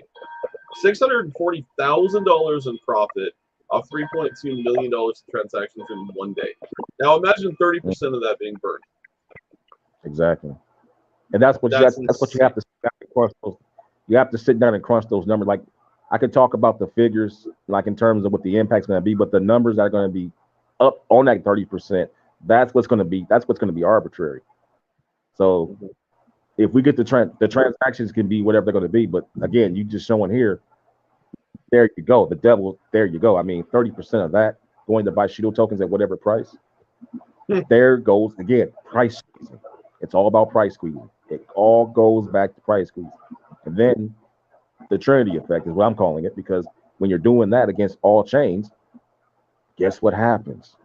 The supply gets smaller, and the impact against money and revenues coming in is that much dramatic. Price squeeze. It's just as simple as that. I can't put any simple as that. Yeah, it's going to be insane. It's going to be insane, Yeah. guys.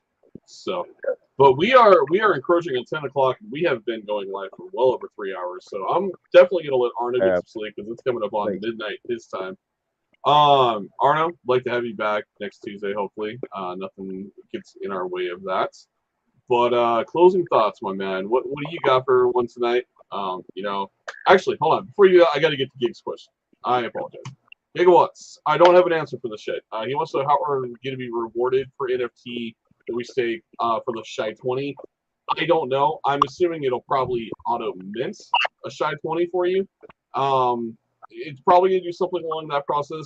That would be a good question to ask Bjorn in the AMA on Thursday. I would encourage you to ask him that Thursday. Get an answer on that, and maybe he can shed some light on how the Shy 20 tokens will be minted for the NFT holders. I'm thinking it might just be a one-time airdrop. That's probably what's going to happen. I don't know that it's residual monthly. I think it's probably a one-time thing, which would make more sense. As well. It just makes sense. I mean, you wouldn't want that to skew the price. You would want to get those tokens out there to people. Because I really do believe some of the developers are already holding Shy tokens. I really do believe that. The devs who are planning to be there, they're going to take advantage of this and have first mover advantage. The ones who are in the know. I truly believe that. I can't prove it. I'm just thinking, that's got to be in play. So. Yeah, it sounds about right. All right, man. Well, Arno, closing thoughts. What do you got for us, brother? Closing thought. He trying to go to sleep, boy. He moving along. He's trying to get that beer. I gotta work bright and early in the morning, brother. So yes, sir. I am gonna love the wolf, and I am gonna get some sleep. But what do you got for us, sir? You know me. I'm always final closing thought. I'm stressing education, education, education. Keep your head on a swivel. Stay learning. Watch the charts. Get to know the charts so you don't get affected by them emotionally. Stop, people out there, stop watching 1 minute charts. Watch the weekly, watch the daily for this particular project. Minute charts are for day trading. Weekly and daily charts are for investing. Okay, people? Minute charts are for day trading. Weekly and day charts are for investing. If you're in Shido, trust me, you're investing. That's what you need to be looking at. Now, also too, for people out there who are still on the fence about understanding how these tokens are going to be divvied up in the blockchain and governance, get on Google, research other projects that have proof of stake. I'm going to say it again, proof of stake, otherwise known as POS or POS. Get out there and read that stuff. Read about Solana. Read about the granddaddy of them all, the one that started it, Ethereum. Go back and research the history of Ethereum. I've already made the comparisons to Bjorn and Vitalik and Vitalik Buterin, and how they basically have, in some respects, the same kind of blueprint and how they've handling their projects. Go back and look at how Vitalik Buterin started back in 2013 and 2014. Go look at the framework. Go look at how POS was this big misunderstood concept in crypto, how no one thought it would work. And now it's basically created the framework for DeFi as we know it now. It took what Bitcoin did and actually gave it legs so the average guy can come in here and make a profit with things like staking. It didn't have staking before Ethereum. Ethereum gave the framework for that for projects that were able to build on that and create that possibility. Go research that. Go research anything you can about proof of staking. Go research anything you can about airdrops, so you get an understanding what one-to-one really means. One-to-one means for every token that you're holding, you get an airdrop of a token in another part of that ecosystem. Go research VeChain. Go research VeThor. Go research these things so you have an understanding of where we're going.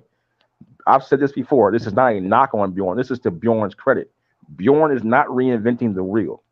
He is harnessing technology that's already been fleshed out, and he's taking it one step further. Not financial advice, but when you are investing, it comes down to this. You're not necessarily investing in the tech at a certain point. You're investing in the vision that someone has for that tech. That's what you're really investing in. And it's important that you understand what that vision is so you're able to understand what you need to do at key moments. And in closing, once you do come into your money, understand that it doesn't mean you're on God mode. You're not playing life on easy mode. You're just swapping out old problems for new ones. Understand the importance of being able to say no. Understand how 1 to 5% withdrawals on a lot of money is a lot to sustain you if you play it right and crunch your numbers. Understand that taking time just to reflect on what you've done with your investment can have all the difference in just the first 72 hours. Look at lottery winners. Lottery winners go broke usually in the first year at best. That's if they're taking it easy. So everybody just take those little nuggets of knowledge and just get out there, do the research, and keep your aspirations high, but also in check. And that's all I got. Everybody have a good evening. Yeah, I love it, Arno. No, that's spot on, man. For me, it'd be the same. We talked a lot about expectations tonight, right? Building that millionaire mentality. I'll say it one more time. I love the Monopoly reference, right? You got 4 houses and 1 hotel. What are you gonna do with them, right? You gotta understand. You have to understand what you hold. You have to understand how to handle it. I love Arno's advice. Take 72 hours. Grab a beer, get a tea, water, whatever the hell suits your fancy. Sit your ass down, breathe, and realize your past is over, your future is bright, but how you delegate it and handle it will be solely up to you. You have to say no. You have to understand who's for you and who's against you. And for me, my biggest wisdom is make your money work for you. I've talked about my strategy. My strategy is real estate. I'll say it again. Real estate. Make your money work for you. Don't be somebody who goes out and buys a bunch of bullshit just because you've never been able to and now you can. You need to throttle it back. You need to understand what you own, what you have, and do it right. So with that, guys, thank you for joining tonight. Super bullish episode. We'll be back next Tuesday. Arno will be here for the entire thing, not the last 45 minutes, but that's okay. Sometimes things come up. I appreciate my man coming back in tonight and dropping knowledge bombs like usual. Arno, anything else you want to add before we lock it out for the night? Everybody keep following Bjorn's announcements. He's been anytime you see Bjorn say anything, forward it, repost it so everybody stays in the know. And if you're in the shadow chat, I think it's important because the things that Bjorn is coming up with now, if you've been paying attention, every single one of his announcements. By the way, did you talk about the iOS situation? with Mercurial? Yes, yes, I did. Did you- I touched you on covered that? iOS. Well, I touched on it briefly, so we can touch on it real quick before we get out of here. Again, iOS is on standby. Standby. God, I'm so tired. I'm slurring words. iOS is on standby right now because of the situation where Apple is wanting a piece of the pie. Basically, Apple is looking at anything that creates a revenue stream and saying, I want a percentage of that. What Bjorn is attempting to explain to Apple is that we are non-custodial. We're actually not taking a profit on the NFT side. It's simply a marketplace for you to post and do your transactions there. It would be the same idea. Basically, the argument is, well, should Amazon's app be taken off the Apple Store because Apple doesn't get a percentage of Amazon's buys and sells? It's the same argument. What Apple is doing is shooting themselves in the foot for their own greed, basically. But Bjorn is working through it. If we have to remove some features off the iOS version of Shido Wallet to get it out, that will be done. That has not been announced yet if that is what's going to happen. If that is the case, it will not be anything detrimental. It will probably be around the NFT situation. But it might be a reason for you to take a look at a different phone. Because, I'm Android for life. It's part of the reasons why Android doesn't do stupid shit like this. It's very petty of Apple. But any insight you want to add to it, feel free, Arno. Yeah, it's funny you mentioned it. This sounds a lot like what the state is trying to do with Ripple and XRP, trying to say it's a security, so they can go ahead and tax the hell out of it. That's just basically tantamount to what they're trying to do with Ripple, trying to say, oh yeah, well, your app is a revenue generating thing for yourself, so we want to have a cut. No, it's a decentralized app that anyone can use. It's non-custodial. All tokens and everything in there is up to the governorship of the individual holding it. They derive no innate value from it. We just create it and let it run itself. And what value gets made is it's catch as catch can. If you make money from your investments within that ecosystem, then so much the better. But there is no guarantee of profit. Right. So. Yep. Apple's trying to take a bite out of it.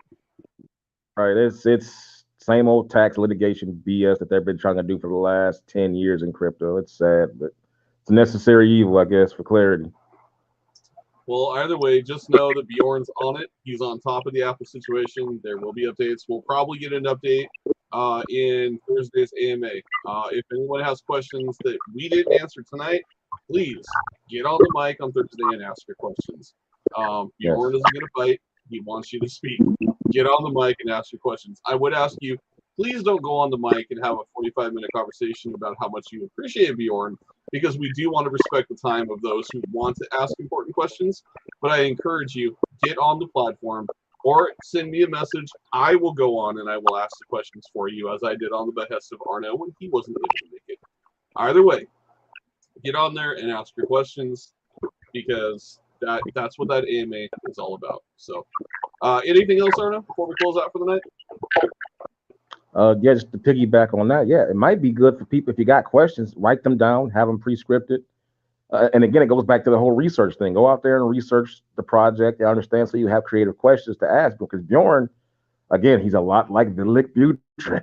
I hate to keep saying that, but I've seen the comparisons. He's very, very direct. He's not going to volunteer information unless it's solicited. If you ask a question, he will satisfy it, and he will satisfy it verbatim every single time. Similar to Vitalik Buterin, but you have to understand what questions to ask, and that comes from your own research. So, Bjorn's, he's pretty much transparent, man. I haven't seen this guy at any point deviate from his cause or his position on anything that he has said and demonstrated. And he's delivered every step of the way thus far. And all you gotta do is go ahead and have the right questions to ask. Like Valhalla said, I sent some questions into Valhalla about the airdrops from last week, and we cleared that up 100%. It's 100% cleared up. So, yes, sir. All right, guys. Well, thank you for joining episode 9. I'm outies. I am 2 steps shy of falling into my bed and passing out. It's been fun. This has been the longest AMA we've had yet, but I wanted to let it keep going because, first of all, there was a lot that happened since the last 2 weeks. We didn't do one last Tuesday. I wanted to wait for more information from Bjorn. We got it. We got the Perpetual platform. We've toured it. We've looked at it. We've seen the buys. We've seen the price action. If you think you saw everything from that, you've seen nothing yet. The DEX, the financial protocols are rolling out. The fiat on and off ramp protocols are coming this week. You've got the MasterCard protocols coming probably the end of this week to next week. And then, we are on home stretch for alpha testing of Layer 1 blockchain into beta, into mainnet launch. And that's all coming in the next 5 months. So, life in Shido is going to be completely different 5 months from today. Yeah, enough. You got funding and functionality. You'll be able to fund the wallet, and then you have functionality in the wallet to be able to do what you want to do. That's what's going to come down to. Functionality free from fiction. That's right, man. All right, ladies and gentlemen, have a wonderful day. Thank you for joining, and I will see everybody next Tuesday. Take care, guys.